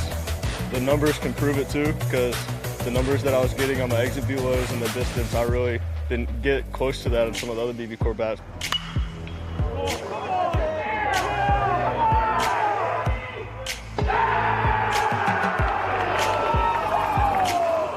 Yeah, just overall, it's been really fun. Know that you were a part of it and that a lot of kids are going to love to use it. Yeah, super excited.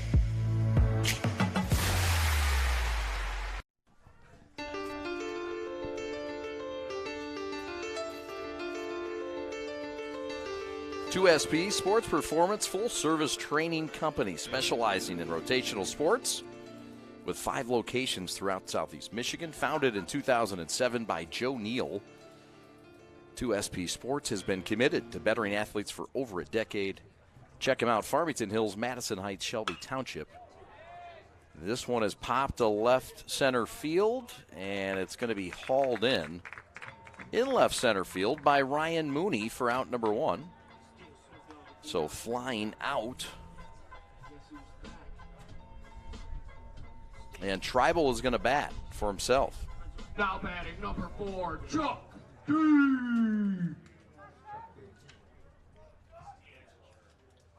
Oh, this is D'Angelo, rather. Bunts one. Throw down to first. He's out.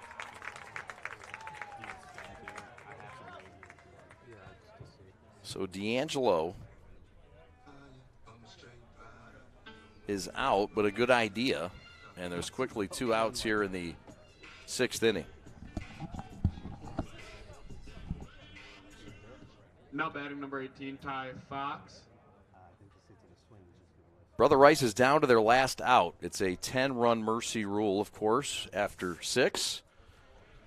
And Porter is also 1 out away from a no-hitter. It would be St. Mary's 4th no-hitter this year in 8 games. There's a pitch on the inside corner that misses. As you see there on the scoreboard, Brock has hit 98 today on the gun. He has 10 strikeouts. And he's one strikeout away from his 11th of the day and his second no-hitter this season. Gets the sign from Irish. And it's tapped foul. This is Tyler Fox, 6'2", 170. He went to West Middle School. You can also see him hurling.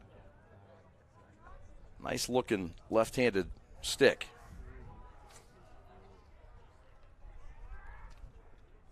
Swing and a miss. Got him on strikes, his 11th of the game, and it's a no-hitter for Brock Porter. St. Mary's wins 10-0, and they shut the Warriors out here in Game 1. 10-0 St. Mary's. Game 1 is over.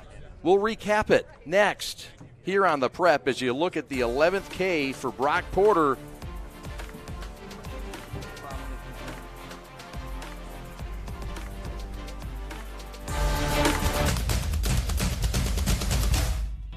As the voice of Michigan student athletes, the Student Advisory Council's role is to convey the message of how high school sports are supposed to be played. We are responsible for helping the MHSAA maintain a positive and healthy atmosphere so that interscholastic athletes may thrive. We believe athletes should be competitive, sportsmanlike, and excel academically. We believe students in the stands should have fun, but not take the focus away from the game. We believe coaches should act as teachers, helping student athletes develop while still keeping high school sports in perspective. We believe that parents should always be positive role models and be supportive of their child's decisions. We believe officials commit their own time to high school sports, and respect should always be shown and given to them. The most important goal for student athletes is to enjoy high school sports, but keeping a high level of respect between all those involved in the games. Enjoy the game.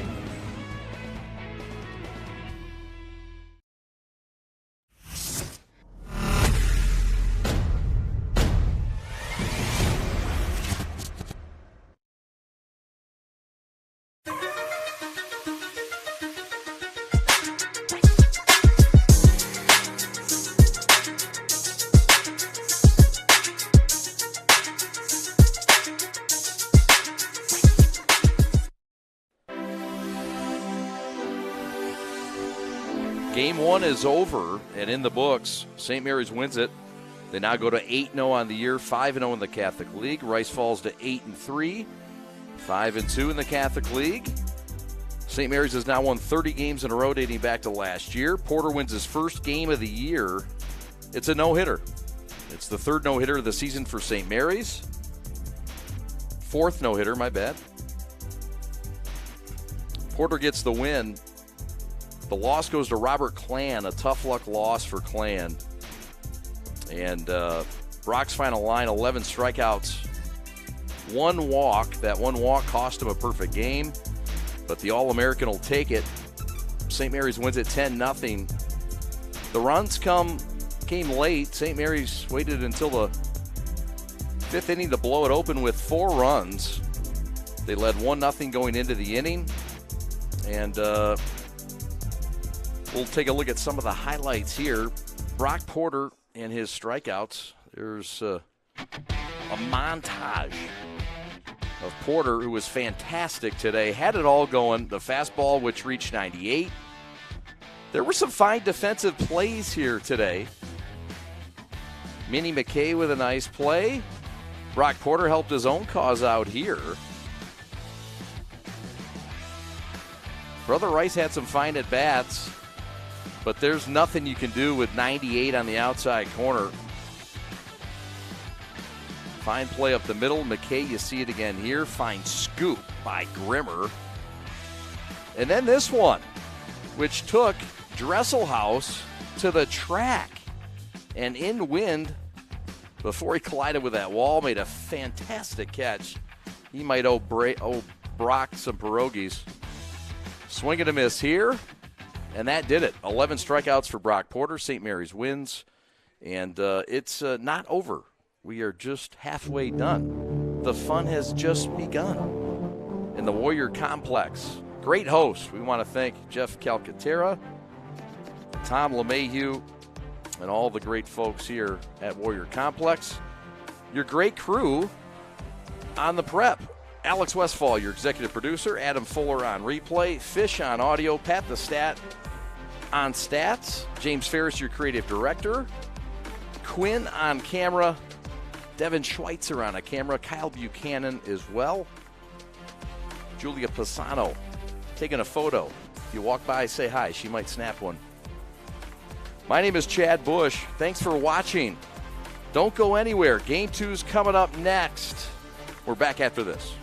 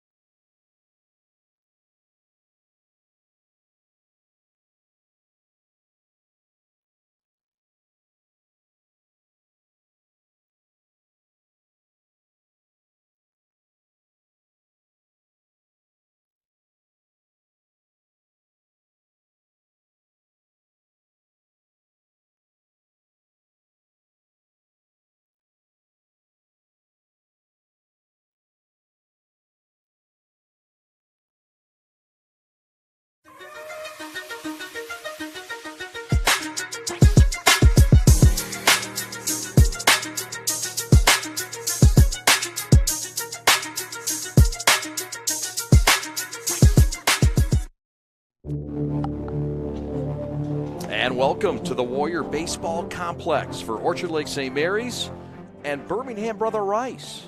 Number 1 against number 3 in our prep top 10. This is game 2. St. Mary's won game 1, 10-0 in a 6-inning affair. Brock Porter threw a no-hitter. And we are set to go. Let's meet the starting lineup for Orchard Lake St. Mary's, who comes in 8-0 now. Jake Dresselhaus steps in the box, and we are set to go. It's a swing and a miss. This is Tristan Crane is the pitcher for Brother Rice. Crane was at second base in game 1. Tristan Crane, the starter, against Jake Dresselhaus, who fouls it back. Dresselhaus had a base hit and 2 RBIs in game 1. Taransky at third, Cheeseman at short, Orozco at second, Fox at first, Cash, Vandermeet in right, Braden Dowd in center.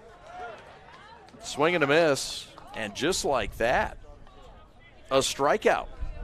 A lot of heat coming off of that Tristan Crane train. Now batting number 5, just Derek a sophomore.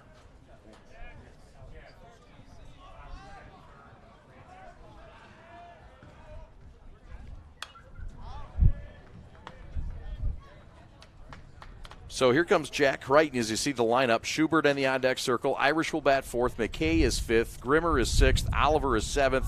Rustevich as the DH and Mooney in left. It's the same lineup for St. Mary's. There's a Pfister down the third base line. This kid is just a sophomore and part of the theme for this Brother Rice club. It's a scrappy group, this Rice team, as they attempt a split here. There's a fly ball to right. Cash Vandermeet breaks in and makes the catch, moving towards the line. And there's 2 up and 2 down in the Brother Rice first inning. It's not an easy play as a right fielder with the wind blowing in. Schubert. And a left-handed throwing right fielder that's coming in like that. Cash read it well off the bat. He also has the sun to deal with. But he's caught a lot of baseballs in his life. Here comes Nolan Schubert. Bob Riker says you got to throw it, you got to catch it, you got to put it in play.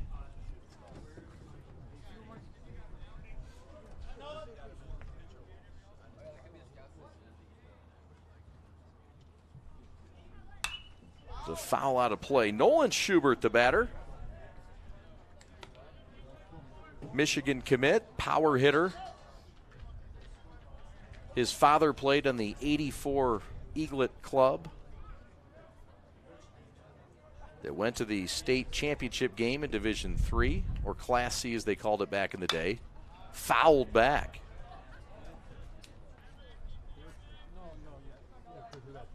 Good crowd on hand. Robin Goddard's here. You know it's official. The game is on. Jeff Calcaterra was here. Where is he? Where's Cal? Is he in the VIP already? There's a line shot, ground ball, base hit up the middle. It's the game's first hit. It's a 2-out hit. And St. Mary's has a man on with 2 men out. And here comes Ike Irish. Now batting number 18, Ike Irish. It's a good swing for Nolan Schubert. That's his 9th hit of the year. He has 3 home runs. Ike Irish leads this team in home runs, and he comes up to the plate. Ike with 7 home runs on the year through 8 games.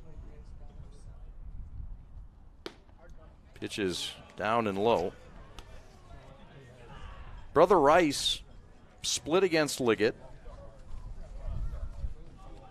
and threw a no-hitter in that game.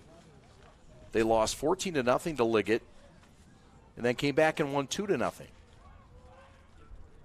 No hitters by both pitchers. There goes Schubert. The pitch is outside. The throw down to second is a good one. Did he get him? He did. So how about it? Owen Turner comes back and he throws out Schubert trying to steal, and it ends the Eaglets' threat here in the first. We go to the bottom of the first. Owen Turner meaning business here in game 2. And how about the tag by the Cheese Man?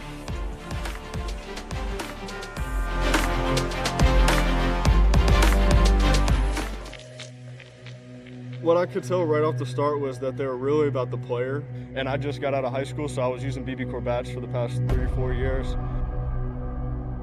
When y'all came to me, like, took my advice, trying to figure out like what we wanted, what I learned in high school about bats, and what I wish I had, it's like really cool to be a part of.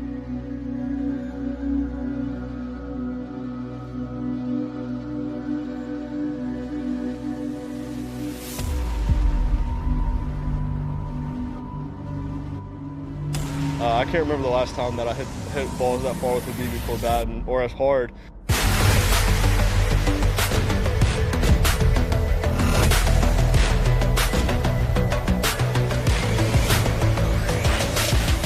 Definitely the best BB Core bat I've ever swung in my life. And I've swung plenty of BB Core bats.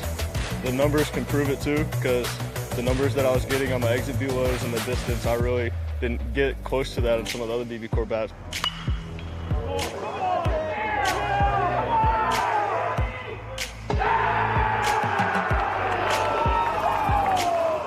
Yeah, just overall, it's been really fun. Know that you were a part of it and that a lot of kids are going to love to use it. Yeah, super excited.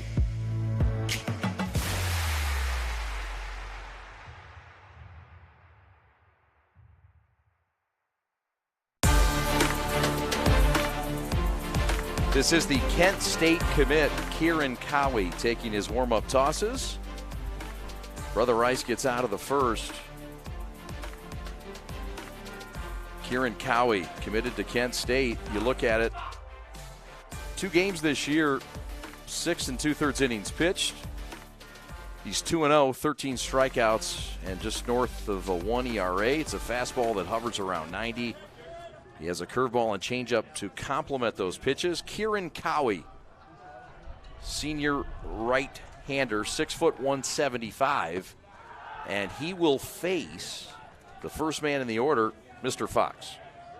Fox moves over to third from first in game number 2. Righty against the lefty. And it's a ground ball base hit to start things here in the bottom half of the first. So the leadoff man is on for Brother Rice. And that'll bring up the shortstop, Alex Cheeseman. Just a nice piece of hitting here, and they jump on that fastball on the outside part of the plate. Now batting, number 14, Alex Cheeseman. Good piece of hitting by Fox. The sophomore to lead things off. Cheeseman the pitch, and it's taken low. Kieran Cowie, 2-0 this year. Last year in St. Mary's state title game, or in St. Mary's state title season, he was a part of the bullpen primarily, and sort of a midweek guy. He toted 24 2/3 innings pitched, 9 appearances, and he went 5-0 with a 2.55 ERA. They're going to keep Fox on his back at first. He does run well. Grimmer at first, holding the runner. We'll meet the St. Mary's defense momentarily. Swing and a miss. Got him with a biter. And that's one out. That's the number 2 pitch from Kieran Cowie. It's a sharp slider, and it strikes out the number 2 hitter, Alex Cheeseman. For Bob Riker in his 24th season. Riker won a state title here in 2008 and was a part of 2 state titles as an assistant under Ron Kalzinski for this prized baseball blue blood, Brother Rice. Foul back. This is Braden Dowd, 3-sport athlete, went to St. Hugo's, 5'10", 180 junior. Modest lead at first, not running. Pitches, line to left, base hit. So 2 out of 3 have reached via a firm base hit. And early on, the Warriors are seeing Mr. Kieran Cowie pretty well. 24, Tristan Great. Off-speed pitch that stayed up. That's never a good sign if you're the pitcher. Wind is blowing in a bit. It swirls here at Warrior Complex. Here comes Tristan Crane, the pitcher, to try to help his own cause with an open right-handed stance. 2 men on, 1 man out, infield double play depth for the Eaglets. The throw back to second, and he is out. Ike Irish throws 90 miles an hour down to second base, and the Auburn Tiger commit guns one. And that's Ike Irish. It's not just the bat. It's that kind of arm that has him getting talked about in the first round. There's a line shot, base hit. 3rd hit of the first inning for Brother Rice. And boy, does that hurt. That hurts. It would potentially be 1-0, or at least bases loaded with 1 out. But the base running blunder by Fox, good look there, guys. And how about the tag by Ryan McKay? That's an athletic play, too, making the tag. Minnie coming across the bag, across his body, and throwing down the tag. So here is Alfredo Velasquez, the University of Michigan commit. This is quite the kid. No hitter against Liggett, a 1-hitter against De La Salle. He's known for his pitch ability, but this is a corner outfield guy and a Michigan commit, and the 5-hitter in the lineup for Bob Riker, and he can do some damage. It's not just that left-handed arm. This is a two-way guy. There's a soft liner to McKay at second. Should end the inning, and it will, but not before 3 Brother Rice hits in the first. We go to the top of the second. Action already, but no score.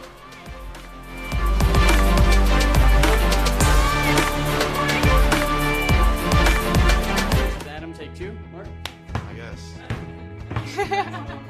I go like this. The best part about playing football in Texas has to be the reaction from the community. I want to encourage others to play volleyball or choir because you get to experience new things and do stuff that you've never done before. My reason why is passion. My reason why is pride.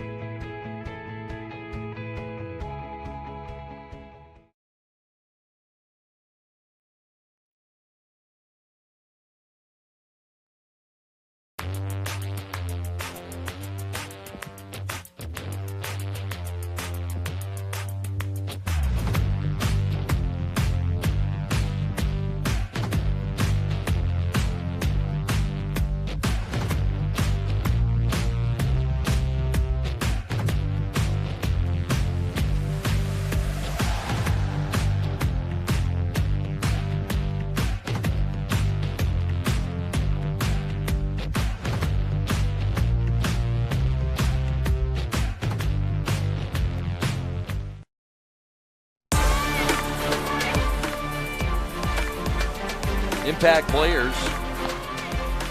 St. Mary's, you look at it, 8-0 now, number 1 in the country, according to College Baseball Newspaper. 625 students, now co-divisional. The girls are welcome and thriving at St. Mary's, 625. The girls in their second year. How about the softball program at St. How about all the spring sports for the girls? They are absolutely dominating softball, soccer, and George Porritt, in his final season as athletic director at Orchard Lake St. Mary's, looking to watch his spring sports go out with a bang. This guy's left the yard with a bang 7 times this year in 7 games as you get a look at the Brother Rice defense. Pitches outside.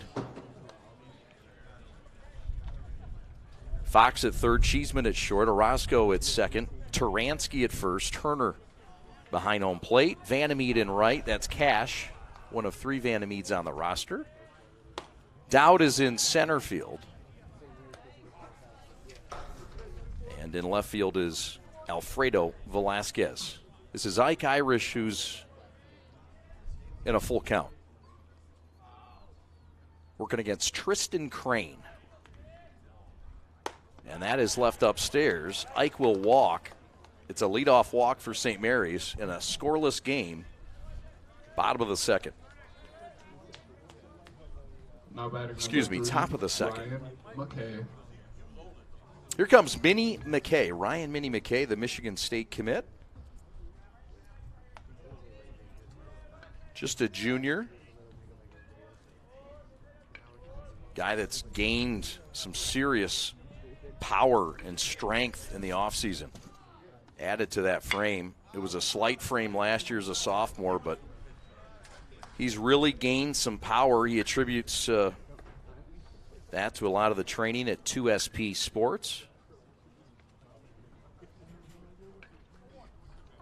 Joe Neal and the hardworking folks over there. Ike Irish at first. He is a catcher, but he runs above average for a catcher. Left-handed stick. Awaits the Crane pitch. Squares to bunt and bunts foul to Blake Grimmer's foot. What a beautiful day for baseball. We've been waiting for this. Where is everybody? I hope you're outside, or at least watching this game somewhere close to the sunshine, wherever you are.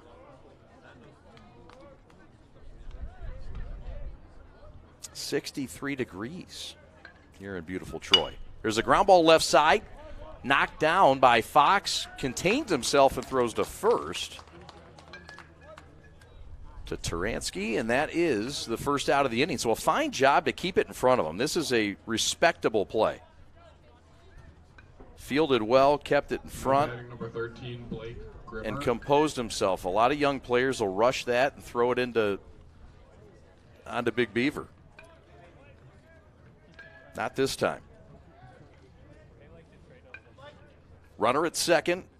Game is still scoreless, and here is Blake Grimmer. Grimmer had a couple of hits and a couple of RBIs. This is a University of Tennessee commit. Headed to play ball in the SEC. Unless the major leagues relieve him of his duties before that commitment. They could. There's a ground ball right side, another hit. This might score a run. Vandermeet is up with it. Rounding third, falling down, and now in no man's land after a great throw from Vandermeet. Ike Irish is back to the bag and out. It's the second out. Irish turned the corner with some smoke, but he tripped and fell, and now you just have to be concerned about his health. It was a great throw from Cash Vandermeet in right, by the way. But I'm not sure what happens if Irish doesn't lose his footing. Vandermeet came up, power throw from right, one hopper to the plate. And a fine job here to chase the base runner back. And Owen Turner with a fine defensive start to this game. So no runs yet. Grimmer takes second. Matt Petrie was waving so hard I thought his right arm was going to fall off. There you see it there. Good, very good job, guys. Thank you. Oh, and the slip and the fall. Man. Then the chase back. Good luck. Thank you. One pitch away from getting out of it. Got him out of it. Swung on and missed. Warriors get out of hot trouble. Still scoreless as we go to the third. Beautiful day for baseball here in Troy. Thanks for hanging out. We are The Prep.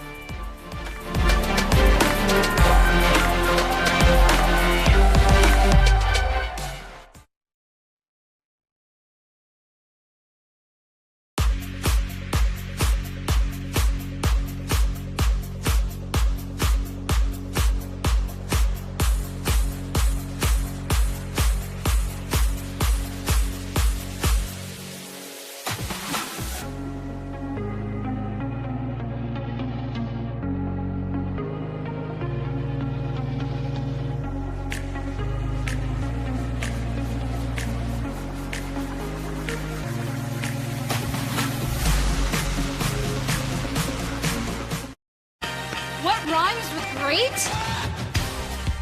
participate. Where does greatness start? Here, in the classroom. On the diamond.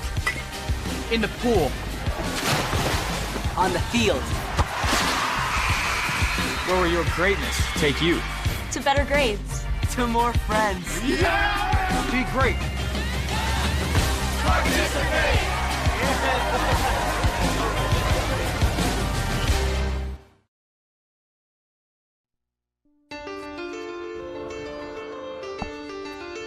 Time to meet the starting lineup for Brother Rice.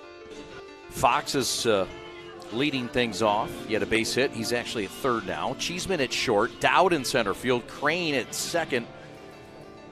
He's on the mound. Velasquez is in left. Turner is catching. Turansky, the DH. Orozco at second. And Vandermeed in right field. And this is this Jack Fleury? Oh, they sneak a guy in on us. Kieran Cowie delivers, and this one is lined to right and right at the right fielder. Now batting, number 17, Ryan Turansky. Here comes Turansky. Ryan Turansky, the sophomore, 6'2", left-handed hitter. Turansky playing first base, rather.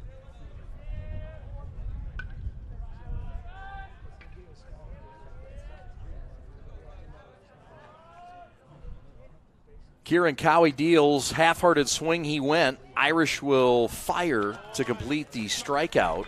And for Kieran Cowie, it's his first of the game. Cowie gave up 3 hits in the first, settled down without giving up a run. In this windy day, the wind is blowing in. A lot of wind. Here's Max Orozco, who did not play in game 1. 5'9" sophomore out of Holy Family. Good to talk to Max's father before the ball game and during the ball game. Cowie deals the 0-1. That's outside. Cowie, something happened with that mound. What was that? Wouldn't want to be his dance date at the prom. That's some feet you got to watch out for. I got him tangled up. Pitch is low. Good eye by Orozco, left-handed hitter.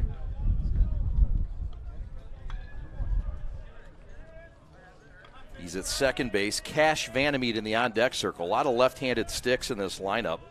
6 left-handed outfielders for Bob Riker. There's a drive to left. It's right at Mooney. He'll come in. And with that wind knocking that ball down, he'll track it and end the inning. So, nothing to cross. In the bottom half of the third, we go to the 4th inning. We're back in Troy, Michigan in a moment. No score in game 2.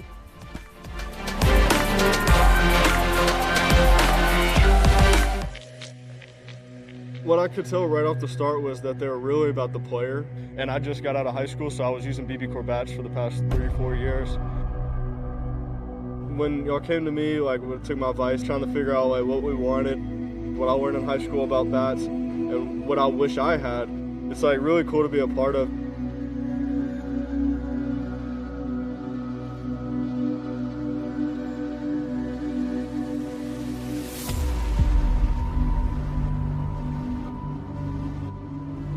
I can't remember the last time that I hit balls that far with a BB Corps bat or as hard.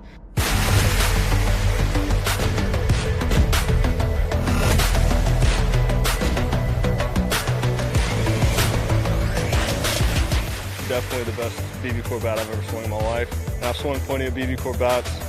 The numbers can prove it too, because the numbers that I was getting on my exit velos and the distance, I really didn't get close to that in some of the other BB Corps bats.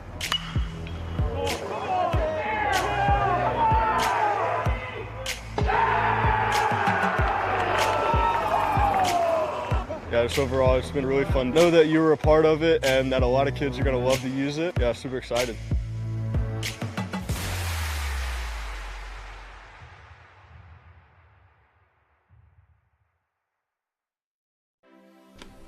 Parker Brustevich to lead things off. Top of the third inning. Tristan Crane back out for his third inning of duty. No score. There's a drive deep to left, going back, and the wind's going to put it down. And the catch is going to be made in left field by Alfredo Velasquez. That's a pretty good swing by Parker, and you can tell the wind is just not going to get a lot of balls out of this yard today. St. Mary's with 21 home runs on the year. You look at the impact players, Nolan Schubert, Ike Irish, squares to bunt and knocks it down off his dish in front of him. Jack Crichton, 6-11 on the year coming into it. Blake Grimmer with a couple of hits already. 3 in this series, 438, 3 home runs. Swing and a miss. Down on strikes is Mooney. Crane with another K.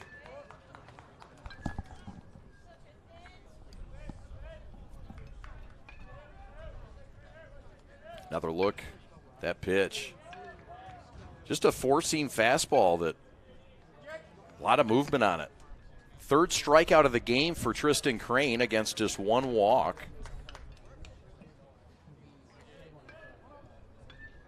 Ball 1.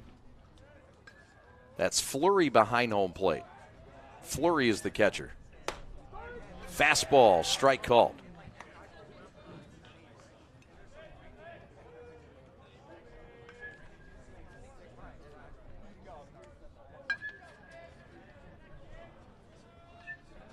Jake Dresselhaus, the batter. The 1-1 with 2 outs, nobody on, is fouled away.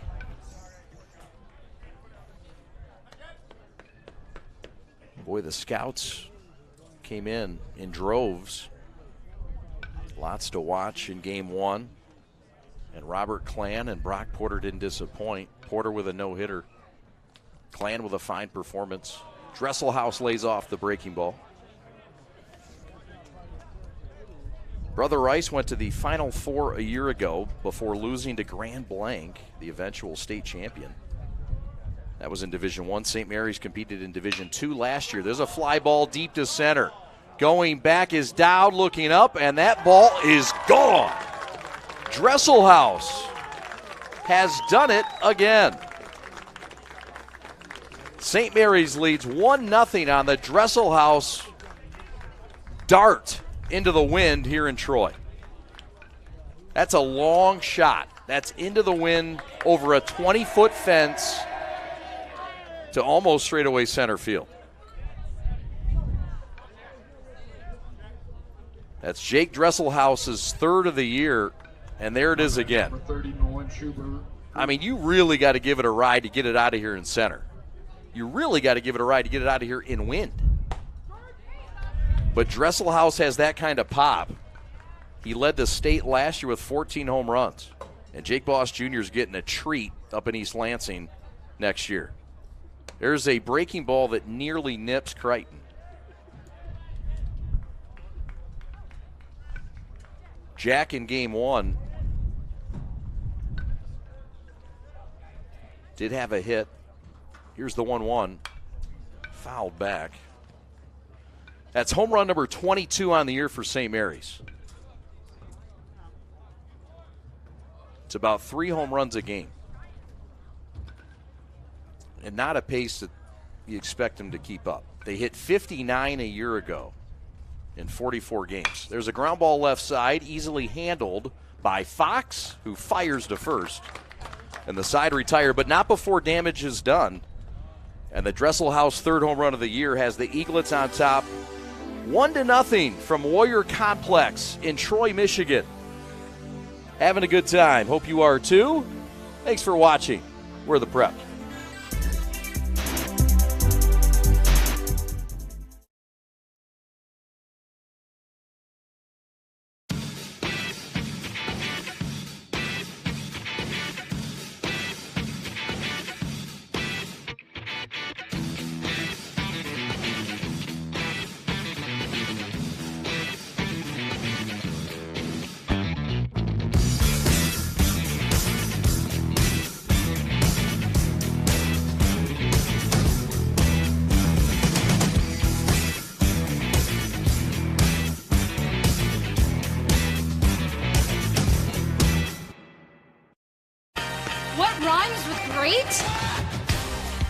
Participate.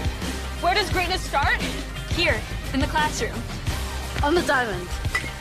In the pool. On the field. Where will your greatness take you? To better grades. To more friends. Yeah! Be great. Participate.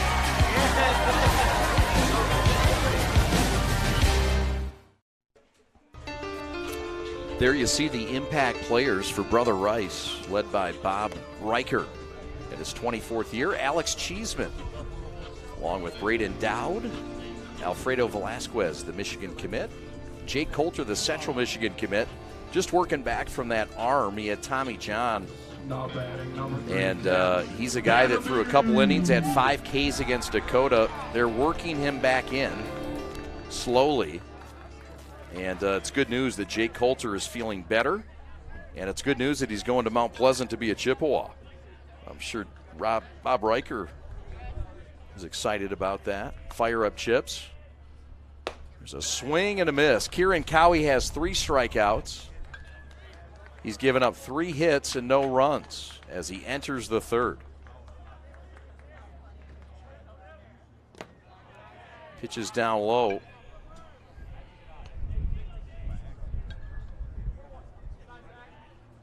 This is Cash Vanamy, just a freshman. Left-handed hitter in a 1-1 count. And he looks at strike 3 on the inside corner. Well placed by Cowie. And there's 1 out here in the Warrior 3rd. Now batting for your Warrior. You look at all the youth. I mean, just 5 seniors on this team. The future is bright at Rice. That'll flip the lineup to the top. Here comes Fox, who looks at a strike on the inside corner.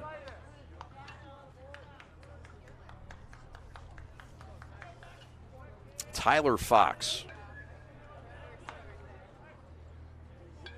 6'2", 170. Bounced up, Irish behind home plate.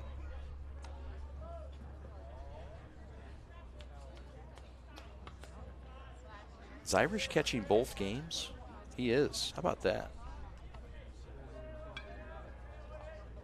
That's a rarity. Fox awaits the Cowie pitch. It's the slider inside. Cowie's headed to Kent State, and that's a school that's produced some outstanding baseball talent throughout the years. Made it to the College World Series back in 2011. There's a chopper up the middle. Charged. Fires, got him. That's the hot right arm of Jason Oliver. Alex And there's 2 outs here in the Brother Rice 3rd inning.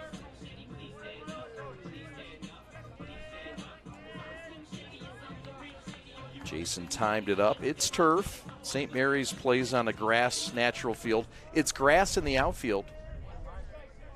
Turf on the infield. Here's Alex Cheeseman, the shortstop. This is a Division I prospect, Alex Cheeseman, a junior out of St. Regis.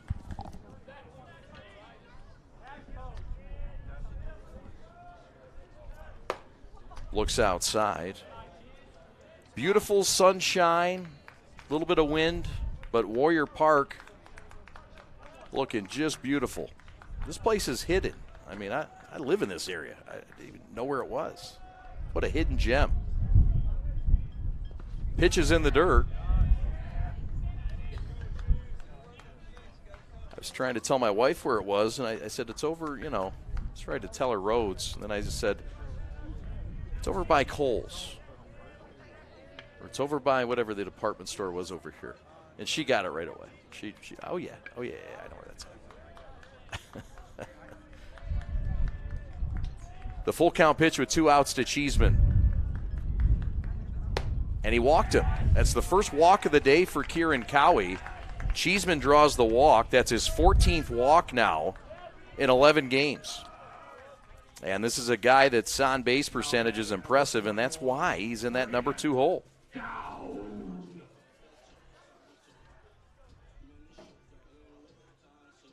comes Braden Dowd. 1-0 St. Mary's. Rice trying to even this series. St. Mary's won all 5 games last year against Rice,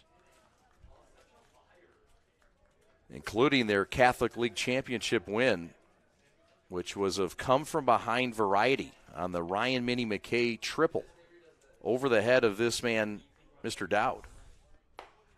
Pitches upstairs. Dowd did his part in that game, though. He hit a big home run in the first. I think it was a 3-run shot. Rice was leading most of the game. St. Mary's would come back and win it in walk-off fashion. There's a foul out of play, and a young fan from Kego Harbor will take that home.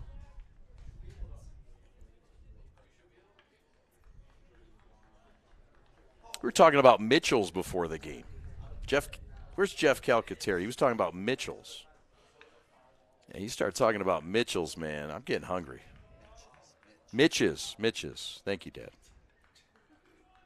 My dad took me there. He has the right to correct me on that.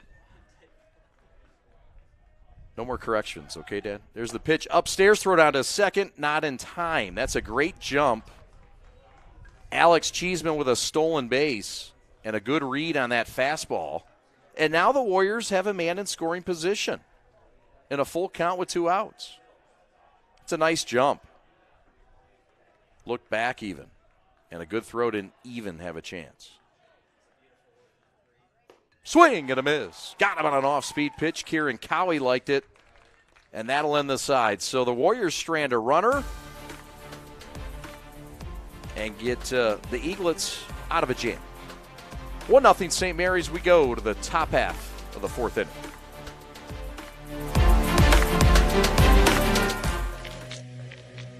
What I could tell right off the start was that they were really about the player.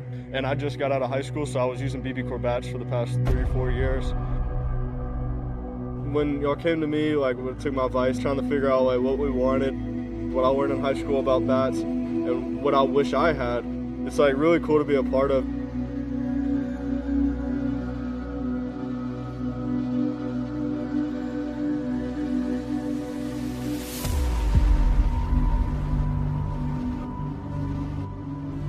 I can't remember the last time that I hit balls that far with a BB Corps bat or as hard.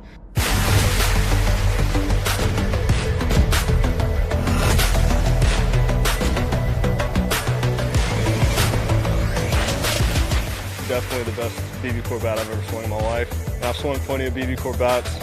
The numbers can prove it too, because the numbers that I was getting on my exit velos and the distance, I really didn't get close to that in some of the other BB Corps bats.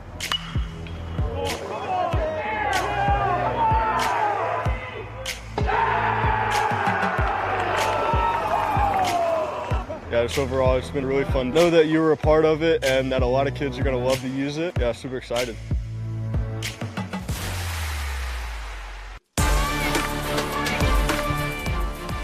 Blue Lion Fitness. Outstanding training facility, high-level training at 401 South Maple in Ann Arbor. Reach out to them, 734-929-5268. Get your appointment today with Blue Lion Fitness. There's a ground ball weakly to first. Near the line, scooping is Taransky. Handles it himself. And St. Mary's number 3 hitter is easily retired with 1 pitch. That's a pitcher's pitch. That's what you want him to swing at. And that's a nice job by Crane. Crane is really liked by the head coach, Bob Riker. He does so many things. Now batting number 18, Irish. It's a guy that made the team last year as a freshman, can play all 9 positions, but just a guy that makes plays. You see him at short, see him at third, see him at second. And he had a complete game victory against Catholic Central. And this is a guy that can really help this club this year, and they're hoping he can help them into win number 9 in a split today against St. Mary's. St. Mary's riding a 30-game winning streak.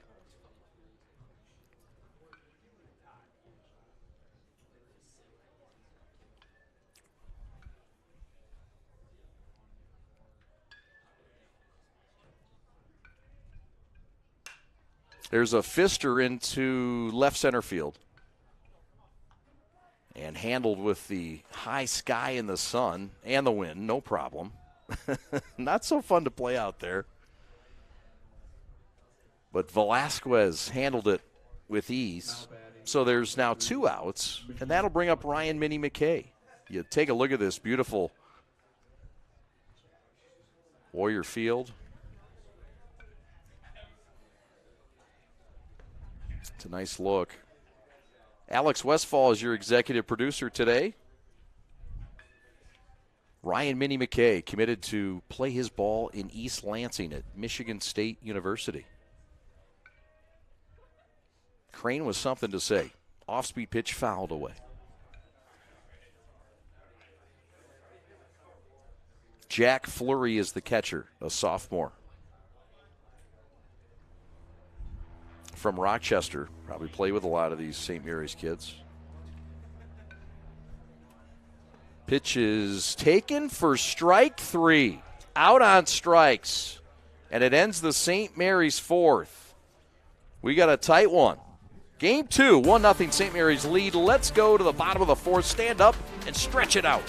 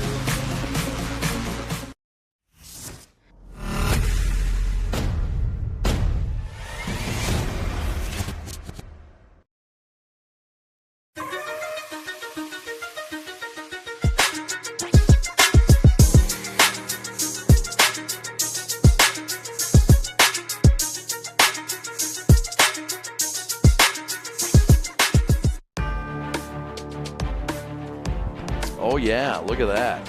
Flying high in Troy. Right behind the airport. That's Oakland Airport. If you got something to do, and no, Troy Airport. Yeah, okay, not Oakland Airport. Sorry about that. Troy Airport. Thought they had Oakland in that name somehow. Anyway, if you want to take off, fly out of here, this is the place to come. You want to watch good baseball? This is the place to do it, right here on the Prep. Subscribe to us on YouTube if you would. We appreciate all of our sponsors. If you'd like to become a sponsor, get at us. info@theprepsports.com. Kieran Cowie out there. This is a sharp ground ball off the bat of Tristan Crane, trying to help his own cause, and it's out number 1. A good swing. The bottom of the 4th is underway. 3 hits aside, 1 run in this game. It's the Jake Dresselhaus home run. Here's Alfredo Velasquez. He's headed to Ann Arbor to be a Michigan Wolverine. But he's just a junior. There's a line shot center field right at Jake Dresselhaus. You can't hit it any harder. That's a nice swing, and that's why Eric Bakich is excited about him. Although he may not see a swing up there. They like the arm quite a bit. They might hide that bat on him when he gets up to AA. Here comes Owen Turner. Owen Turner is catching both games. We had a number boo-boo. It is not Jack Fleury. You'll see Jack Fleury in the future, but not right now, and maybe not today. Got him with a ball. Oh, boy. Ike Irish didn't mean to show up the umpire. 1-1 the count. He didn't mean to fool me either. but he pounced to that dugout. The 1-1 pitch. Strike 3 called. Got him on strikes. Cowie with his 4th of the game. St. Mary's takes a 1-0 lead after 11 straight scoreless innings they've tossed. This is the Cowie 2-seamer, backwards K frozen pizza.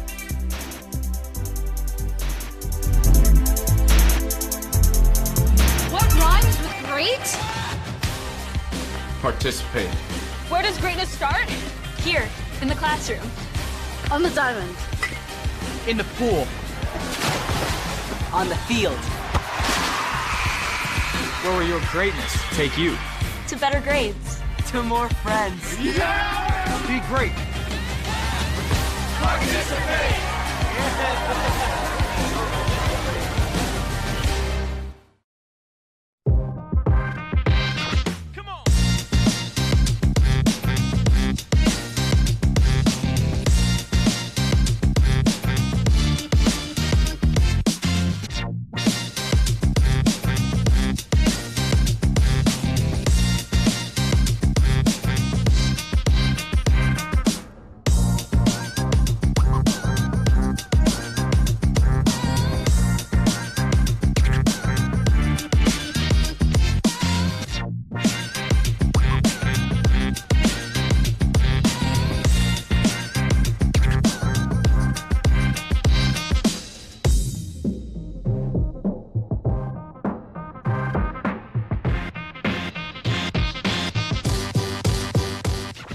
Welcome back to Warrior Field. Brother Rice now 8-3, 590 is their enrollment. Bob Reichert is 24 season, all-time winningest head coach in Brother Rice history. State champs in 08, 94, 92. And a base hit to right for Grimmer, who just continues to whack baseballs all over the yard here in Troy. That's his 4th hit of the series, and the Tennessee commit stays red hot. Now batting, number 14, Chase Oliver. So Jason Oliver is going to come in and pinch hit. No? What's happening here? Yeah, we got a pinch hitter coming up, and it is Kyle Crockett. So Crockett will come in, and Crockett will hit for Jason Oliver. 1-0 the count.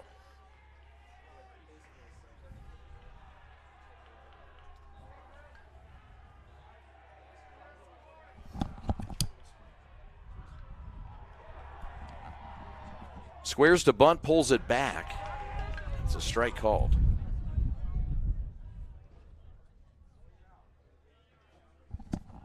Dugout's 1-1 count, one man on. That's the leadoff man, Grimmer, who had a leadoff single. This is Kyle Crockett, the senior pinch hitter. And that one gets past the catcher, Owen Turner. Runner now in scoring position. Kyle Crockett is a senior who's really paid his dues, 6'1", 195.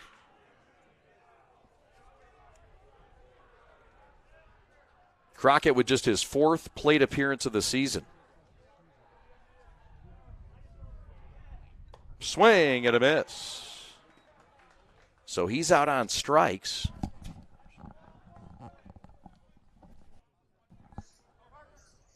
That's pitch number 54 for Crane. And so now with a man on second and one out, that'll bring up Parker Brustevich.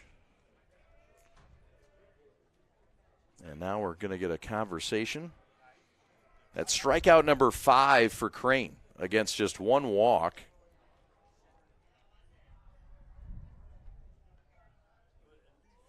Four hits and 1 run. And he's trying to keep the runner at second and hold on to this 1-0 deficit.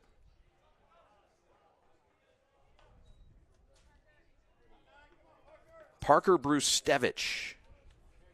Brzustewicz.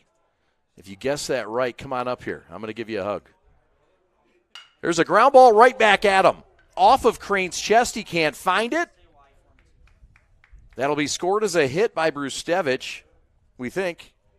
And timeout, more importantly, how was the health of Crane? That thing came back whistling at him through the box.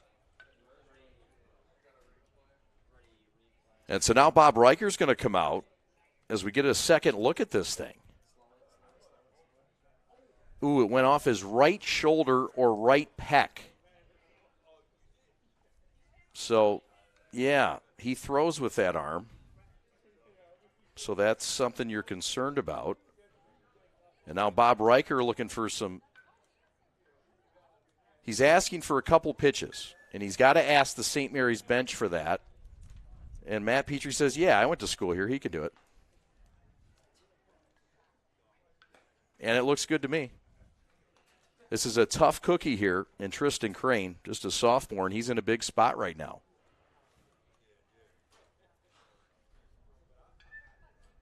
And most importantly, he looks good. Bob Riker asks Kyle Galley, his top assistant.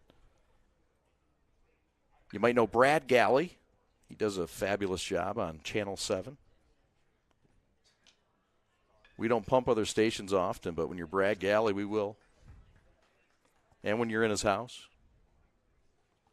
So it's a long chat by Riker. But when he comes back to it, St. Mary's has some action on the base paths here. There's one out, and there's runners at first and third. It's Brustevich at first, on with a base hit, and Grimmer at third. The conversation's over, and so this is Ryan Mooney. And this is a spot where St. Mary's could get cute. You got runners at first and third. You got Mooney, who likes to bunt and can run. And you got St. Mary's, who might try to steal a run here. Lots going on. Squares to bunt, gets it down, and it is the safety squeeze, and it works to perfection. Ryan Mooney with an RBI bunt single and a well-executed play, and you give Matt Petrie that much time to dial something up, and it's usually correct. 2-0 St. Mary's. This is a great bunt on the right side by Mooney. And for a right-handed pitcher, that's really hard to spin around and make a play at the plate.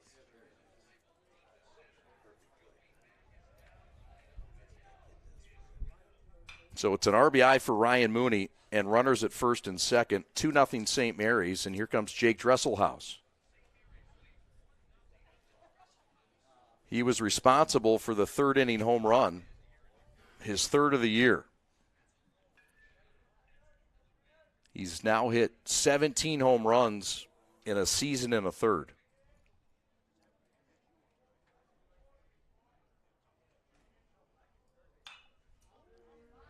Fouled back. There is activity in the Brother Rice bullpen. And it appears to be Patrick McLean. St. Regis' own. Stand up, St. Regis. First and second, one out. Dresselhaus, the leadoff hitter. Looking to add on and extend this 2-0 lead. And that one's fouled back to the runway.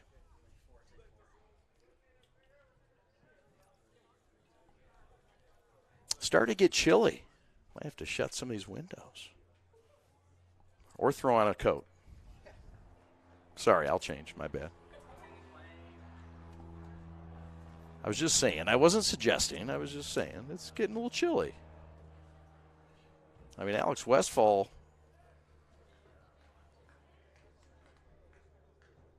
It's freezing over there. Sorry. You got me with a plane. That was pretty cool. That was a good shot. First and second, one out. To set the pitch by Crane. Just misses to Dresselhaus, who's 5'9". If he's 6'1", that's a strike. 2-0 St. Mary's on 6 hits. Rice with 3 hits. All 3 came in the first inning. But Kieran Cowie has calmed down.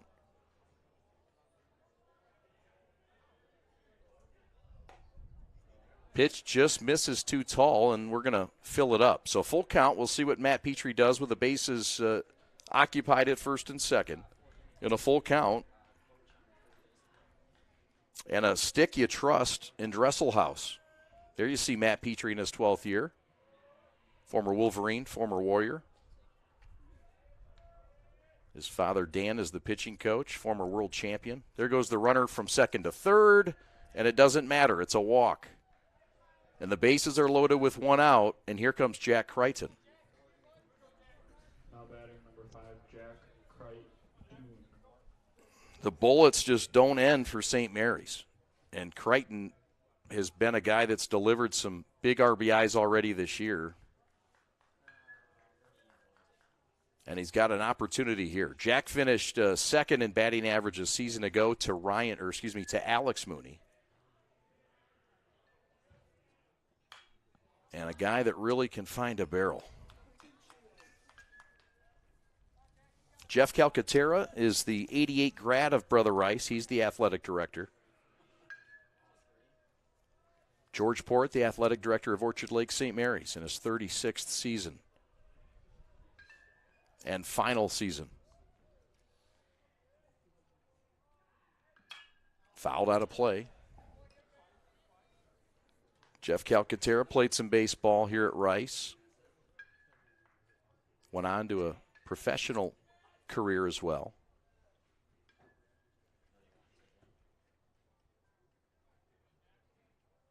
And also coached baseball out east at the collegiate level. There's a pitch in the dirt. Calcaterra coached at Harvard. Got to be smart to get on their campus at any level. Bases are loaded. 1-1 with one out. Crane against Crichton.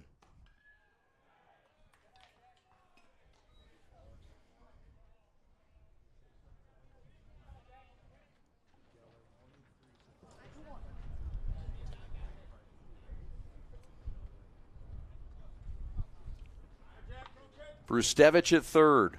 Mooney at second. Dresselhaus at first. Crane to Crichton. Let's do it again. This is a fun battle. It's fitting, isn't it? Crane versus Crichton. Doesn't it sound like a boxing match? Maybe not. Just a thought. The wind is blowing in here. The full count. Pitch is a walk. So an RBI for Jack Crichton. Into score comes Parker Brustevich. And it's 3-0 St. Mary's as they add on their second run here in the fifth. Bob Riker is headed to the mound, and he has already decided he's going to make a move. We will tell you all about Patrick McLean when we come back to Troy in just a moment. This is The Prep.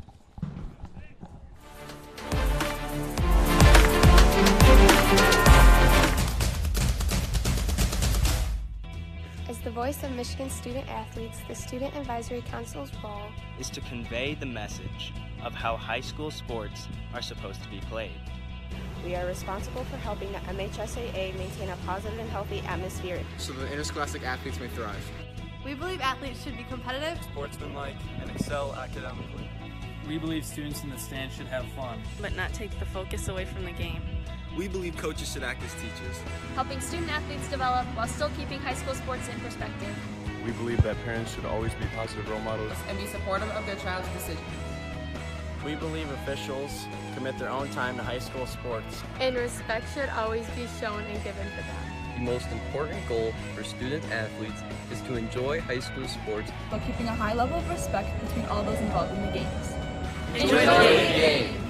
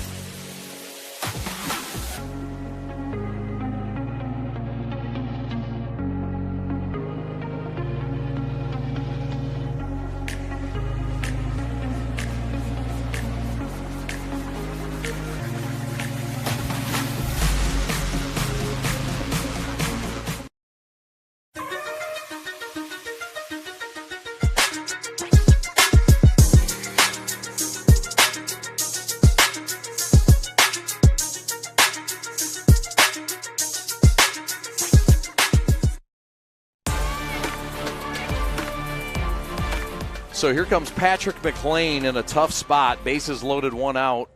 And he will face Nolan Schubert. Schubert looks at a strike. So responsible for everyone on the base paths is Mr. Crane. 3-0 St. Mary's, 2 runs in this inning. And there is a pitch that gets away and another run that comes in. So Ryan Mooney scores, 4-0 St. Mary's. And this is about where the rails fell off last time. Runners move up to second and third, and Schubert is in an RBI opportunity here. Nolan with that long, stretchy frame. And he looks at one outside. There's room for him at first, but you don't really want to pitch to get to Ike Irish. Throwing strikes, essential here. Slide piece that just missed. Nice looking pitch, though, from Patrick McLean.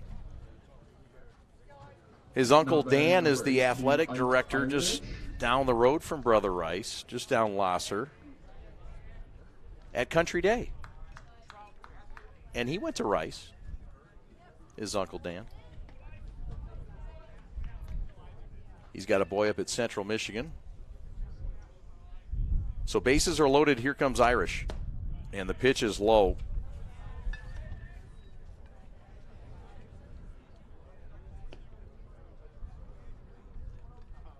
Kieran Cowie has gone all the way for St. Mary's. Rice had a fine start from Tristan Crane. His line still incomplete.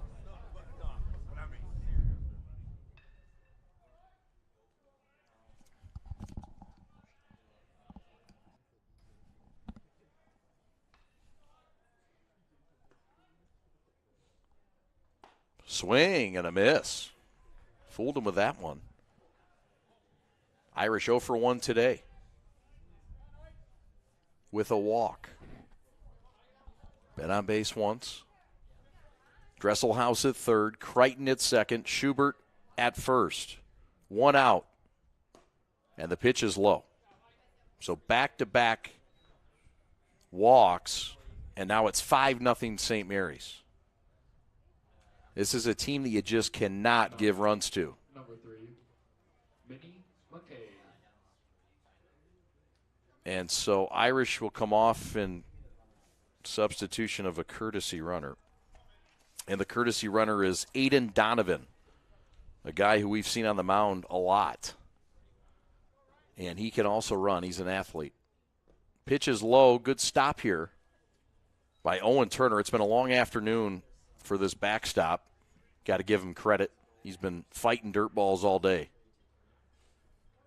Thankfully, they're turf balls and not dirt balls. It's a little bit messier. There's a looping shot to left, and that one's going to be caught by Velasquez. A bluff at third by Crichton, but it's out number 2 on a well-tracked baseball to left by the Michigan commit. That is not an easy play. Just like Vandermeed made in right field earlier, running in, wind knocking it down, and then you got to make a decision. Well, do I slide? Do I stay up? Brother Rice just has a laundry list of left-handed outfielders. It's amazing. 6. A lot of schools dream for 1. They've got 6. That's unbelievable. Now, it doesn't necessarily mean you're an all-stater. You're a left-handed outfielder, but, I mean, it's kind of cool. Pitch is down and away. Bases remain loaded. This is Blake Grimmer, who's been the most dangerous Eaglet today. He has 4 hits. He has 4 RBIs. And he has a chance for a 4-bagger. Slide piece gets over for McLean. This is a big kid. Patrick McLean is 6'4", 215.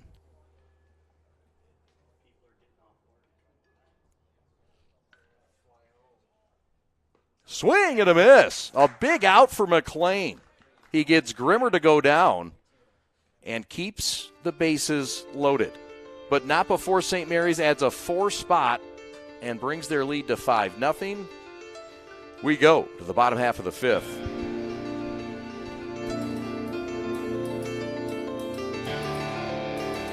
All right, this is Adam. Take 2. Mark?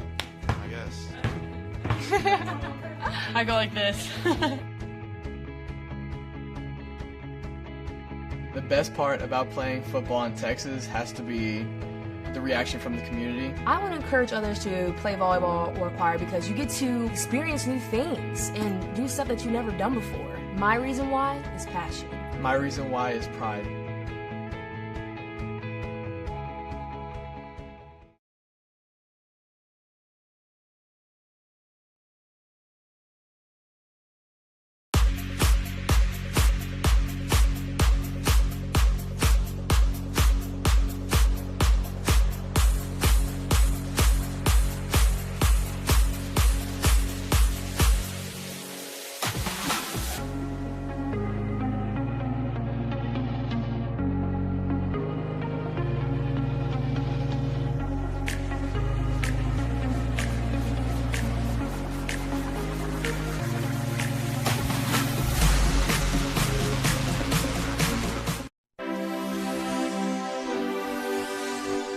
Check out 2SP, and they've got a limited time offer that they've released to all viewers here on the Prep. They're offering 10% off for those who sign up for a training program between now and July 1st. Be sure to mention the code word The Prep.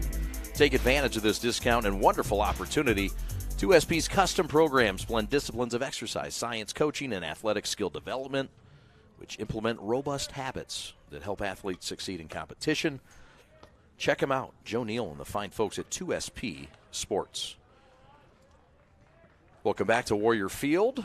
The 3-time state champion Brother Rice Warriors with some catching up to do. They're down 5-0 now as they enter the 5th. There's a chopper that's going to be an infield single. That's a seeing eye infield single. Crichton didn't see it, didn't want anything to do with it. And the new shortstop over there, Jason Oliver, well, he stays in as the shortstop. Just a seeing eye chopper. That's a turf hit, but they'll take it. It's the 4th of the game for Brother Rice. They got a leadoff man on, and that's the way to start an inning. Here's Max Orozco, and he drills one up the middle. A base hit through the box. Back-to-back hits for the Brother Rice Warriors, who come back swinging in the 5th. Now batting, number 3. Orozco rockets this one right back where it came from. And we told you the left-handed hitters just keep on a-coming. And eventually that becomes advantage hitter against a right side. Matt Petrie's going to come out. He does have activity in the bullpen. And it's a guy that is quite formidable out of that pen and familiar. His name is Brandon Skorupski. He's a commit to Davenport. He's 5'9", 170. And Matt Petrie's conference will continue.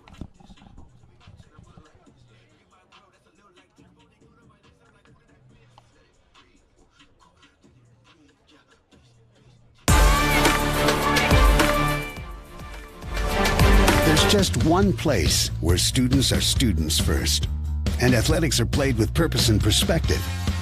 That place is your local high school. High school sports offer more than the joy of competition. Studies show that student athletes are also likely to enjoy greater levels of achievement in other areas of their lives, including academics. High school sports, a winning part of a complete education.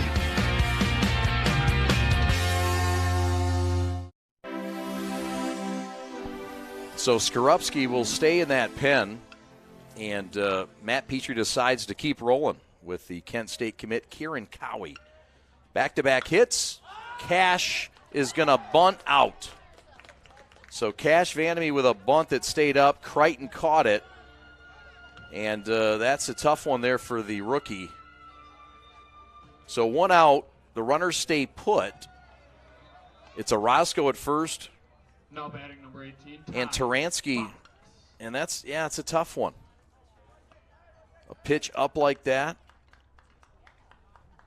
And it's a big out for St. Mary's. that'll flip the lineup over. And this will bring up number 18, Tyler Fox.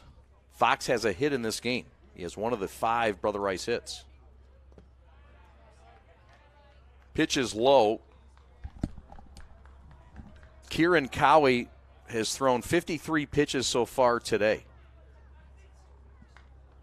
And he's got a shutout thus far, but the wall's starting to close in on him here in the 5th when Rice needs to make some money. There's a strike and a throwdown to second, and a great play by Oliver. And that's Ike showing off that 90-mile-an-hour throwdown to second. That's what it registers at. It's top 5 in the country.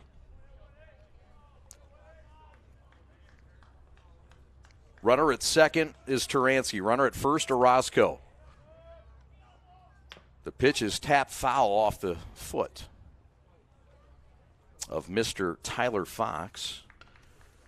Brother Rice split with Grosse Pointe Liggett. They got a no-hitter from Velasquez in that game. And with Liggett coming into the Central Division this year, it gives teams like St. Mary's and Rice another outstanding opponent in the regular season. Here's a pitch, swing and a miss. That's the changeup, and he pulls the string on Fox, and that's out number 2, and a big one. So after back-to-back base hits to start this inning, a pop-out sacrifice attempt and a strikeout, but there's still chicken left on the bone. And Cheeseman comes to the plate. He has a hit in this game. Pitch on the outside corner, firm with a strike.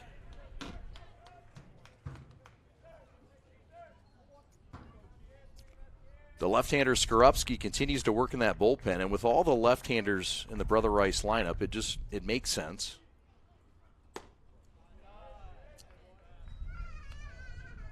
One the count to Cheeseman. Turansky at second. His brothers Kevin and Mitchell played in this program. Mitchell's Michigan State.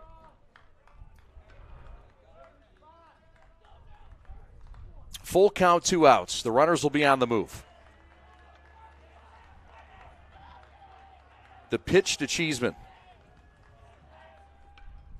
Walked him. Bases are now loaded. And the tying run struts to the on-deck circle. This is the heart of the Brother Rice lineup, and if you're going to make some money, now's the time. Time is running out. And this is the guy you want up. 21, Braden Dowd. Dowd had a home run against St. Mary's in the Catholic League Championship at Jimmy John's Field a year ago. And if he can reach the runway here, we got a new ball game. Popped up foul out of play. Dowd had a base hit earlier in this game, back in the first. It was part of a 3-hit Brother Rice first, but no runs to show for. There's a ground ball right side, scooped up and handled by Grimmer, and Cowie and the Eaglets get out of trouble once again. This time bases loaded trouble as we go to the top of the 6th. We're back right after this.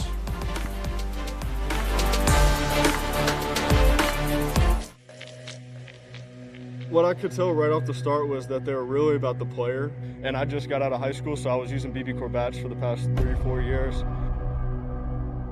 When y'all came to me, took my advice, trying to figure out what we wanted, what I learned in high school about bats, and what I wish I had, it's really cool to be a part of.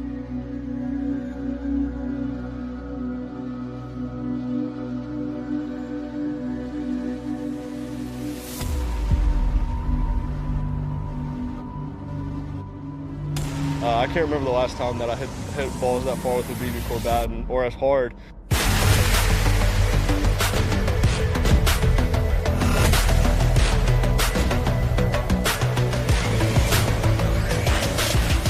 Definitely the best BB Corps bat I've ever swung in my life. And I've swung plenty of BB Corps bats.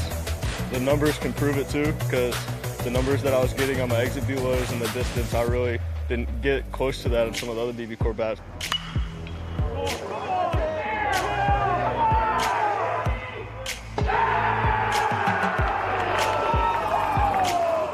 Yeah, just overall, it's been really fun. Know that you were a part of it and that a lot of kids are going to love to use it. Yeah, super excited.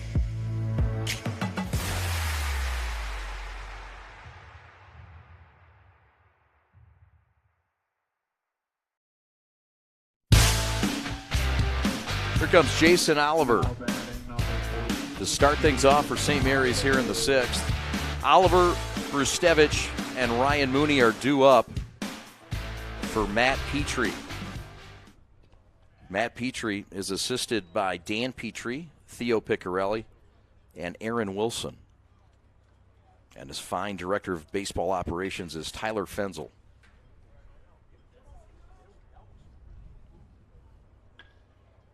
Fenzel also doubles as the wrestling coach. There's a slider that wanted to hit Oliver, but not bad enough. Activity continues in the Warrior bullpen. And it's Chase Vandermeed. We've seen Chase. We've seen Cash. Where in the world is Cole? We need the trifecta. Oliver down to first. That's a leadoff walk. Here comes the top 10 in Michigan, according to the prep and Long Ball Live. St. Mary's 1, Liggett 2, Brother Rice 3, Woodhaven 4, New Boston Huron 5, Bedford 6th, Howell 7, Northville 8th, Heartland 9, and Livonia Stevenson is 10th. Alex Westfall's alma mater was demoted to 10 after their number 2 ranking to start, and we still believe in the Spartans, but they've lost a few games. And you shouldn't judge a team in Michigan and high school baseball too harshly on early season losses, but there's something that you want to take a look at. And we got a helicopter taking off. That's always fun. There's a ground ball sharply hit beyond the outstretched arm of Matt Petrie. Alfredo over to grab it. This is a nice place. We should come here more often.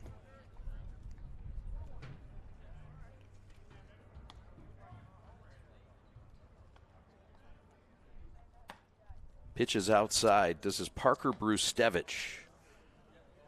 There you see Petrie in his 12th year putting signs. Those signs may mean absolutely nothing, by the way. Or they might mean a lot. You never know. Unless you were in the pregame meeting. There goes the runner. That's fouled away. There's a lot of games in baseball. There's games within games. Part of it is signs.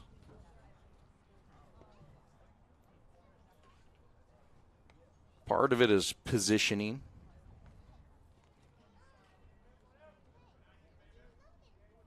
A lot of bluffing. There goes the runner. There's no bluff there. It's grounded to short. It keeps him out of a double play, and it's out number 1 of the inning after Brustevich does the Polish two-step. So on to second base. That is a good call. That keeps you out of a double play. Those are plays that sometimes a coach can save you an out. And that's perhaps the case there. Throw is up the line. Fine job by Taransky to come over and make the play. We started in the mid-60s. I think we're in the mid to low 50s. Still feels pretty good. Shadows cast in front of the first base side and third base side.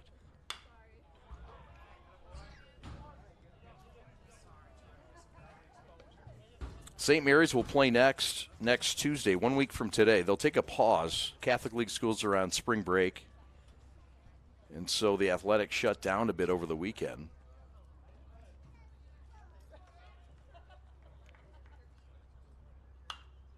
Foul out of play.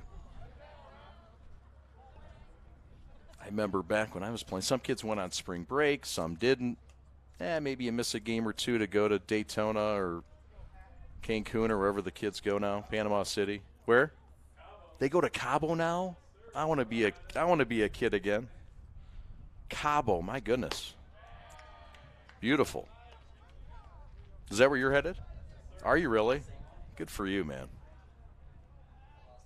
Cabo is just a great place.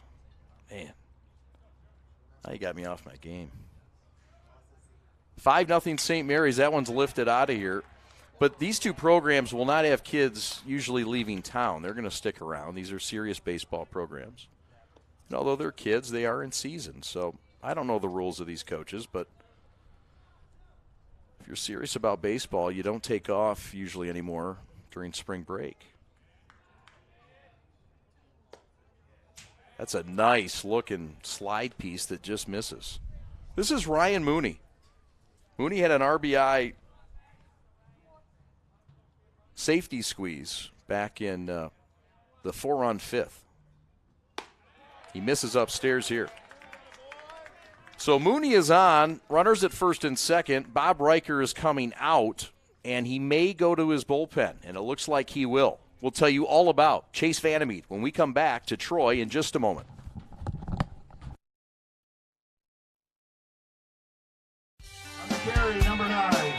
My dad and my grandfather are officials. I've grown up around officials and seeing how much they enjoy being part of the games. As a student athlete, I've always appreciated the people out there who are willing to give back to the kids.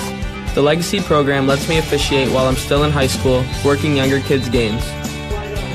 Officiating gives me a better understanding of the game. I get to make some pretty good money for a high school kid, and I even get to spend some quality time with my dad.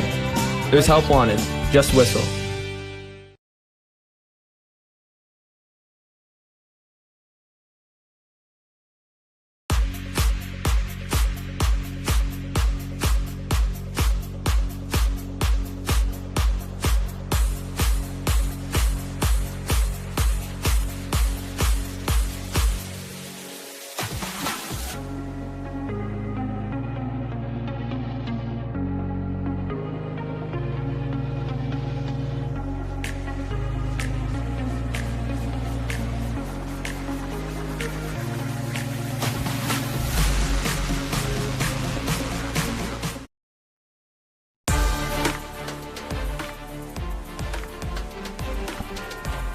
Chase Vandermeed, the right-handed pitcher out of Lake Orion, is on the mound and is on in relief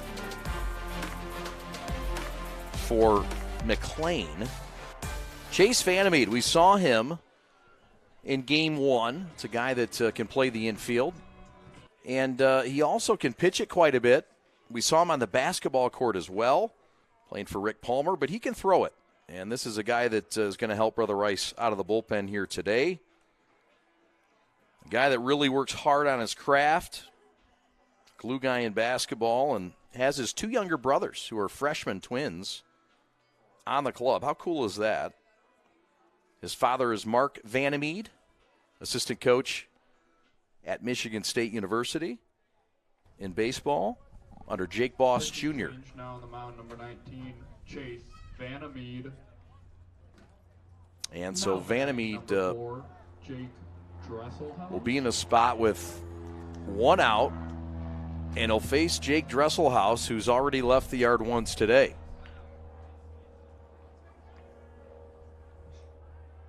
Runner at second, Oliver. Runner at first is Ryan Mooney. The pitch. It's a pitch taken up high. Chase Vandermeed, highly looked upon as a guy that's a hard worker, a leader in the school, a guy that does everything right, according to his coaches, and they really like the way that this kid competes. And when you're a leader in a school, that's bigger than anything you can really say about a kid.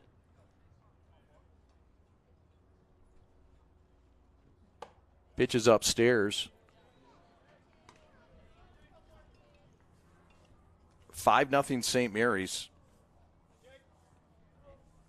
1 run in the third, 4 in the fifth. They won 10-0 in game 1 in a 6-inning affair. The fastball's firm, but it's too tall. And so Chase walks the first man he faces in Dresselhaus, and that'll bring up Jack Crichton.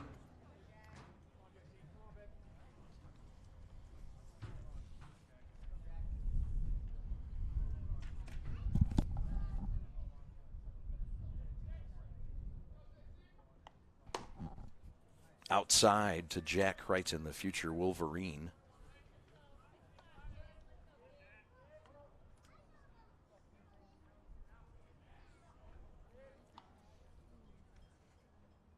There's a ground ball through the left side. Seeing-eye base hit single. And Crichton is going to drive in 2. The throw to third, not in time. And St. Mary's has taken a 7-0 lead on the 2-run single from Jack Crichton. Just a bouncer between the hole, between Cheeseman and Fox. And a guy that just barrels a lot of things up. Finds that left side. And Alfredo had no chance. And St. Mary's is up a touchdown in Troy. 7 runs on 7 hits, no errors for the Eaglets, no runs on 5 hits, no errors for the Warriors. It has been a clean game. Fastball on the outside black, well placed for strike 1. This is Nolan Schubert, the right fielder. Runners at second and third, 1 out. Chase Vandermeed from the first base side of the rubber.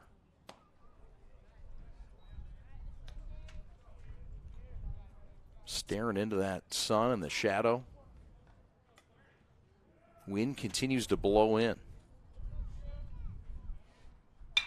That one's ripped out of here down the left field side. St. Mary's continues to get some work in that bullpen from Brandon Skorupski. I'm sure Matt Petrie was probably trying to read on what was going to happen this inning before he makes a decision. Skorupski in the starting rotation this year, but could work out of the pen at times. So there's a walk, and now bases loaded, back-to-back, or 2 walks in the inning, I should say. Number 18, Ike. Sandwiched around a single, and here comes Ike Irish.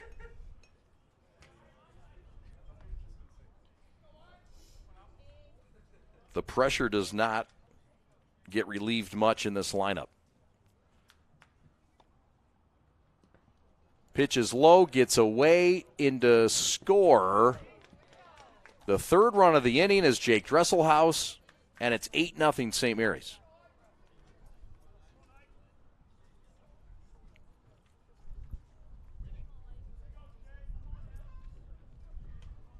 The ball comes off that turf a little different. So second and third now. The pitch is upstairs. This is Ike Irish still at the plate.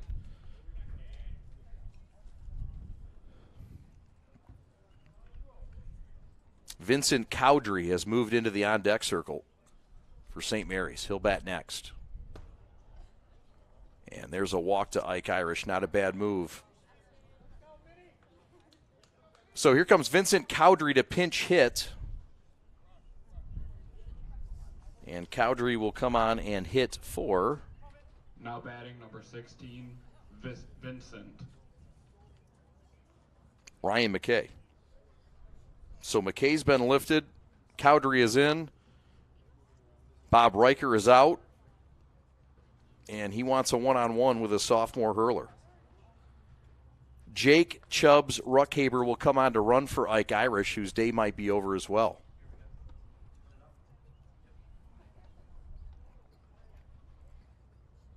Bob Riker in his 24th year. All-time winningest coach at this school. Now pinch running, number 1, Chubbs. And when your name's Chubbs, sometimes that's all you need to say. And the PA announcer did it. Well done. Bases loaded. Strike on the outside part of the plate by Chase Vandermeed. This is Vincent Cowdery, who we'll see, we've seen quite often, in fact, almost every game behind home plate that we've called. He's a new addition to the St. Mary's Club this year, but not with the school. He's came up from the JV. So Ruckhaber on at first, Schubert at second, Crichton at third. And the pitch is off the plate.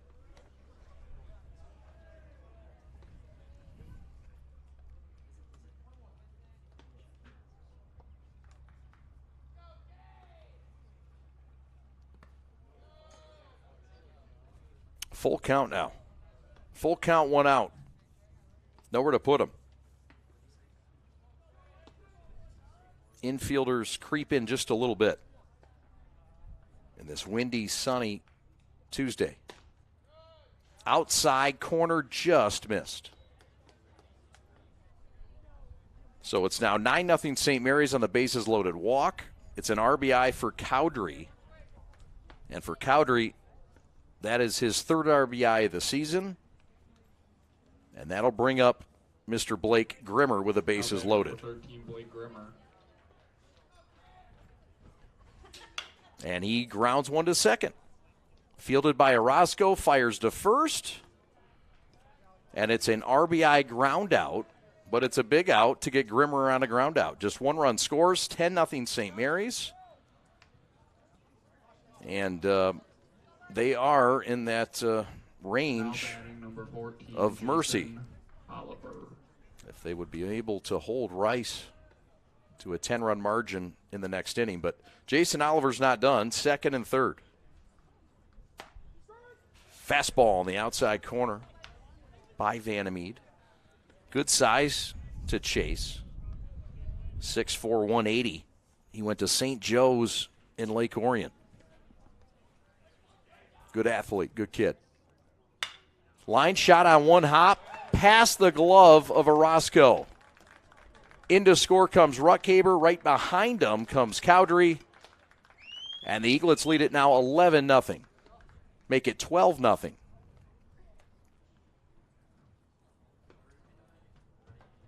That was a hard hit ball. We'll see how they score it.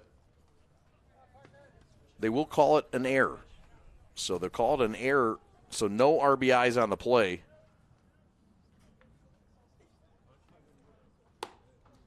Pitch is up and away. Parker Brustevich is the batter. Nonetheless, a solid at bat for Vincent Cowdery. And the Eaglets' 7-run inning continues.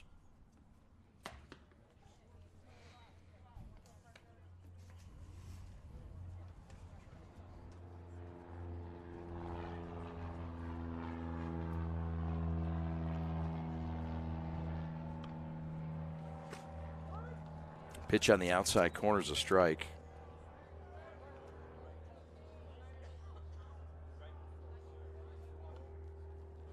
Opponents are averaging 1 run a game against St. Mary's so far, just 8 games into the season. There goes the runner, and it's laced to right. Vandermeed over to field it on a hop.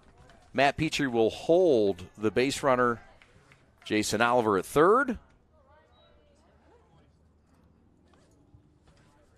And St. Mary's collects their 8th hit of the ball game on the Brustevich opposite field single. Now batting number 2, Ryan Mooney.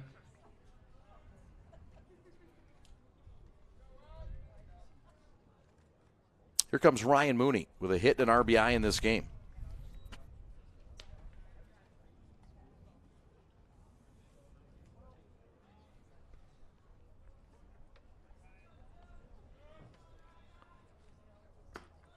Pitches outside.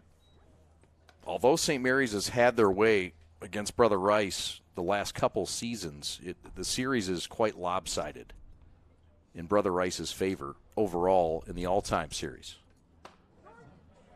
That's according to Robin Goddard. And I believe Robin. On all things hot dogs and stats, I trust Robin Goddard. Especially if the hot dogs are frozen. There goes the runner. Pitch is outside. Strike 3 called. Vandermeed got him on strikes. It ends the 6th for St. Mary's, but not before they put up 7. As we go to the bottom half of the 6th.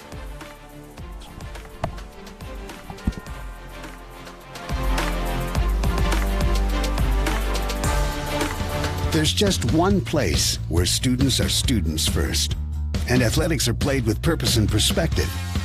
That place is your local high school. High school sports offer more than the joy of competition. Studies show that student athletes are also likely to enjoy greater levels of achievement in other areas of their lives, including academics. High school sports, a winning part of a complete education.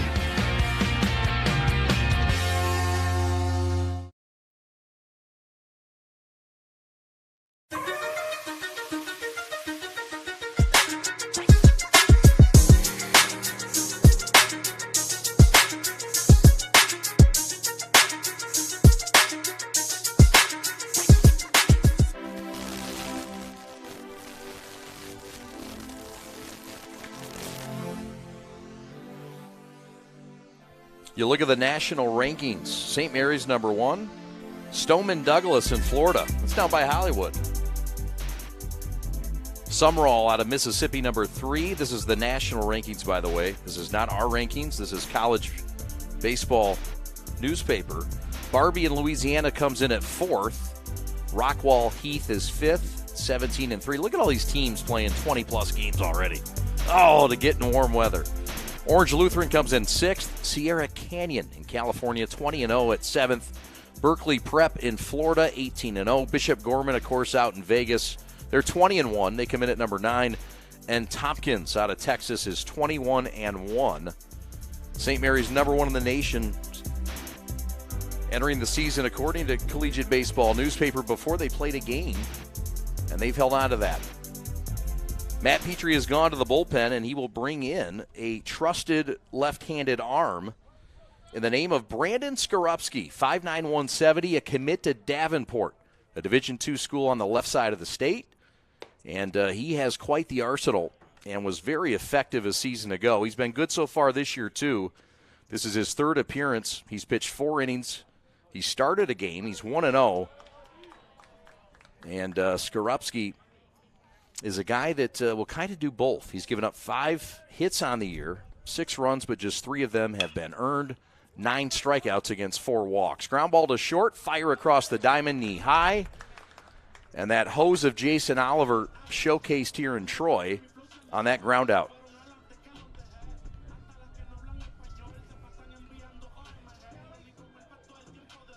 Skorupski, a guy that just throws strikes. He's got that 12-6 curveball.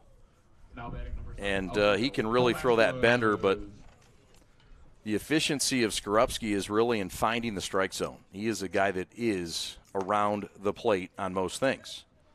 Now, the numbers so far this year tell you that he's missed on some things, but look, last year this guy struck out 24 and walked just 9. There's a pop-up shallow right field and the catch made by Cowdery.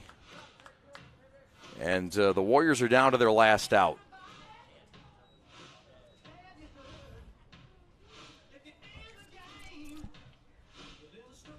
Eaglets looking to win their 31st straight game.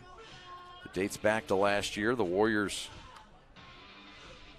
look, they're going to have a great year. I mean, St. Mary's has done this to teams, and they're going to do it again. But don't look differently at Brother Rice. This is a club that is going to win a lot of games this year. And they are in Division I. They will see St. Mary's again. If not, of course, in the regular season, perhaps later on in the playoffs at some point. These two teams are set to match up on May the 11th in Orchard Lake. That'll follow a series for St. Mary's that'll see them take on Liggett. So back-to-back series in May. And that'll be very telling and challenging for St. Mary's.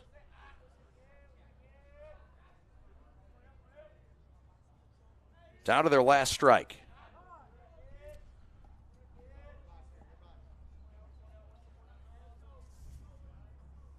This is Owen Turner against Brandon Skorupski. Skorupski, the lefty, winds and deals, and that's outside the zone.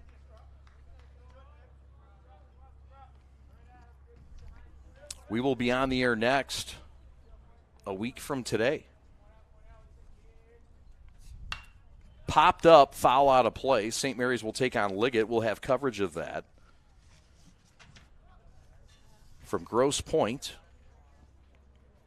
St. Mary's will hit the road after that ball game and head to Cleveland to take on St. Ignatius in Cleveland.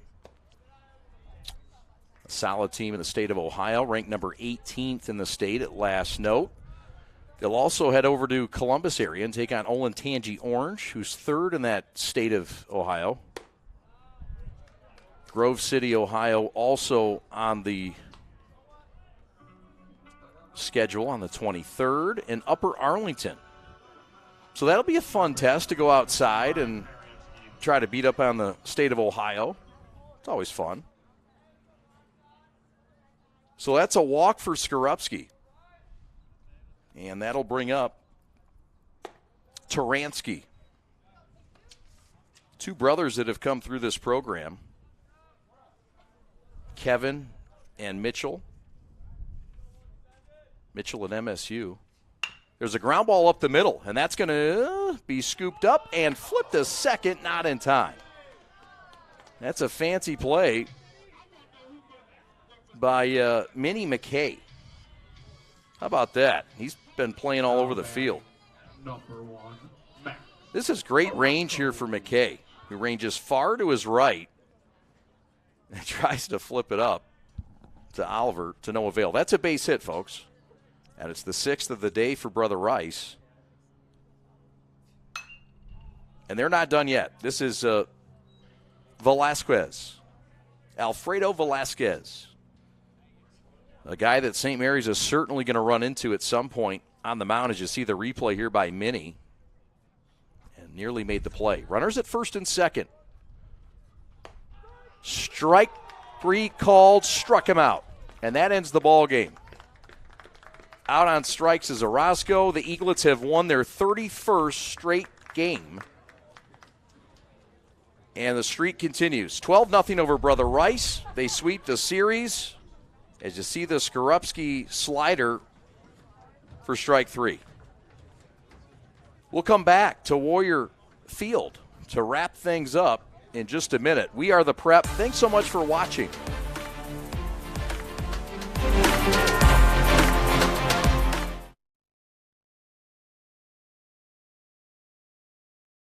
Pure Barre is a full-body workout that transforms you, physically and mentally. Our musically driven group classes focus on low-impact, small movements that strengthen and tone your entire body in 50 minutes or less. Anyone is capable of taking Pure Barre, no matter your age or fitness level, and no dance experience is required. Arrive at the studio 10 to 15 minutes before class begins so we can check you in. Wear something you can move comfortably in. We suggest leggings or long pants and a workout top. You'll also need a pair of sticky socks to keep your feet from sliding during class. If you need sticky socks, you can pick some up at the studio. Before class, grab a ball, tube, and a light set of weights. Right from the start, you connect to the beat. Class begins with a warm-up, then your teacher will guide you through arm work using the light weights. After that, you'll make your way over to the bar, where you'll work your thighs, then your seat, and finally your abs. You'll finish your workout with a cool down to stretch your muscles. Something you'll hear often in class is a tuck. A tuck is a movement that involves contracting the abs while rotating your hips forward and up to elongate your spine. One of the biggest benefits of Pure Barre are the small, controlled movements in class. When you hear your teacher say pulse or down an inch, up an inch, that literally means just 1 inch, the size of a paperclip. This is important because with Pure Barre, the smaller the movement, the bigger the change in your muscles. Your first class will move quickly, and it will be challenging, but your teacher will be right there beside you and can help you modify the workout throughout the class. After 3 to 4 classes, you'll start to get comfortable with the flow. And after 8 to 10 classes, you can see results. Our teachers and our community will support you along the way. Pure Barre is about rising above who you were yesterday and building a stronger version of yourself today. Precise, strong, balanced, inspired. This is Pure Barre.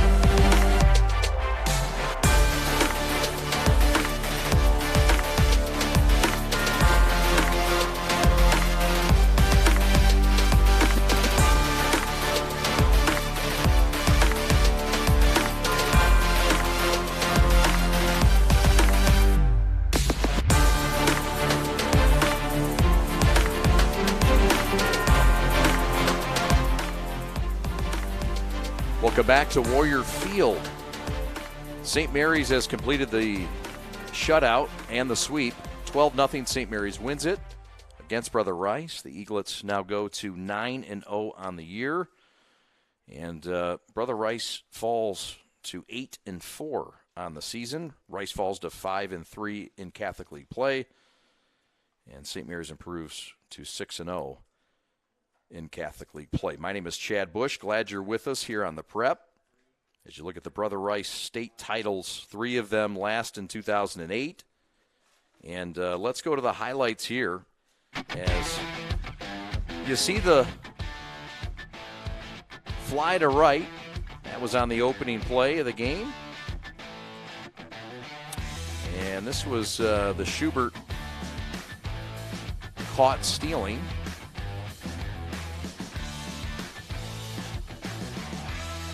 Minnie McKay, the nice defensive play there to end the inning. Got him out of some trouble. And then St. Mary's will get on the board here with a base hit. No, they wouldn't. They got 1 run, but not the second. Mike Irish slipped, fell, and got tagged out. Fine play there by Turner, and it kept the runner at third, but St. Mary's would have to earn it. Tristan Crane, who started the game, with a strikeout there, but this was the big blow that got things going. The Dresselhaus home run to center. He would score 3 runs on the day, and he would hit his 3rd home run of the year.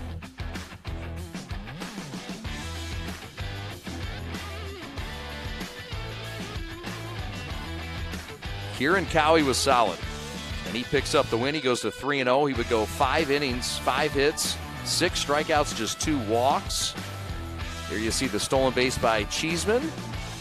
And Ryan Mooney with a safety squeeze here and a base hit. Mooney with an RBI and a hit in this game. And then St. Mary's would get some runs on some pass balls today in both games. Not as many in game 2, but certainly a lot in game 1. This was a fly out to left and a fine play by Alfredo. Blake Grimmer struck out by McLean. And Kieran Cowie was fabulous today. Brustevich rounds out here. All in all, St. Mary's on the day would put up 12 runs. Another one scored here by Dresselhaus.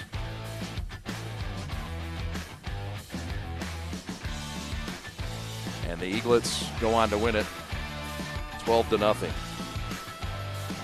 Skorupski would close it out with his pitch and strike out. And St. Mary's goes on to win. And they've won 31 straight and will hold on to that number 1 spot.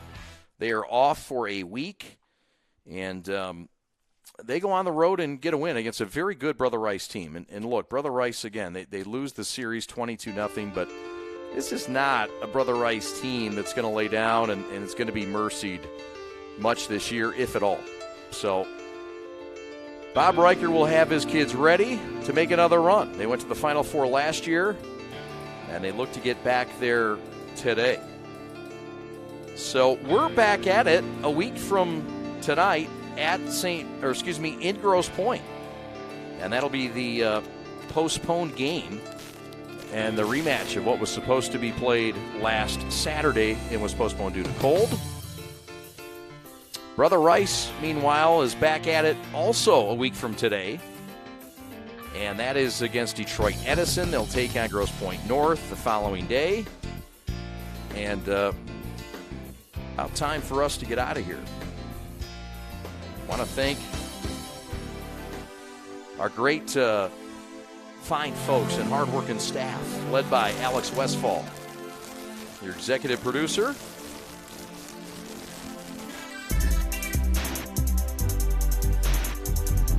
Adam Fuller on replay. Quinn Hatton on a camera. Devin Schweitzer over on that first base camera. Kyle Buchanan on a camera down the third base line. He also jumped in, did some replay. Sam Fisher on audio, kicking out jams. Pat the Stat, getting it right. Doing good things on stats. We thank him.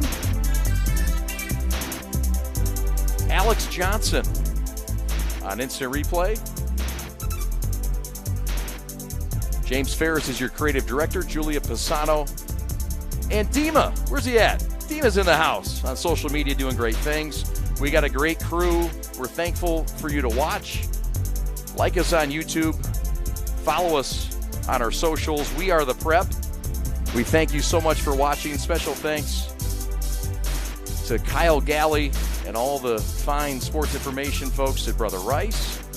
Thanks to Matt Petrie and the folks at Orchard Lake St. Mary's as well. My name's Chad Bush. Time to say goodnight from Troy. Once again, your final score in Game 1, 10-0 St. Mary's over Brother Rice.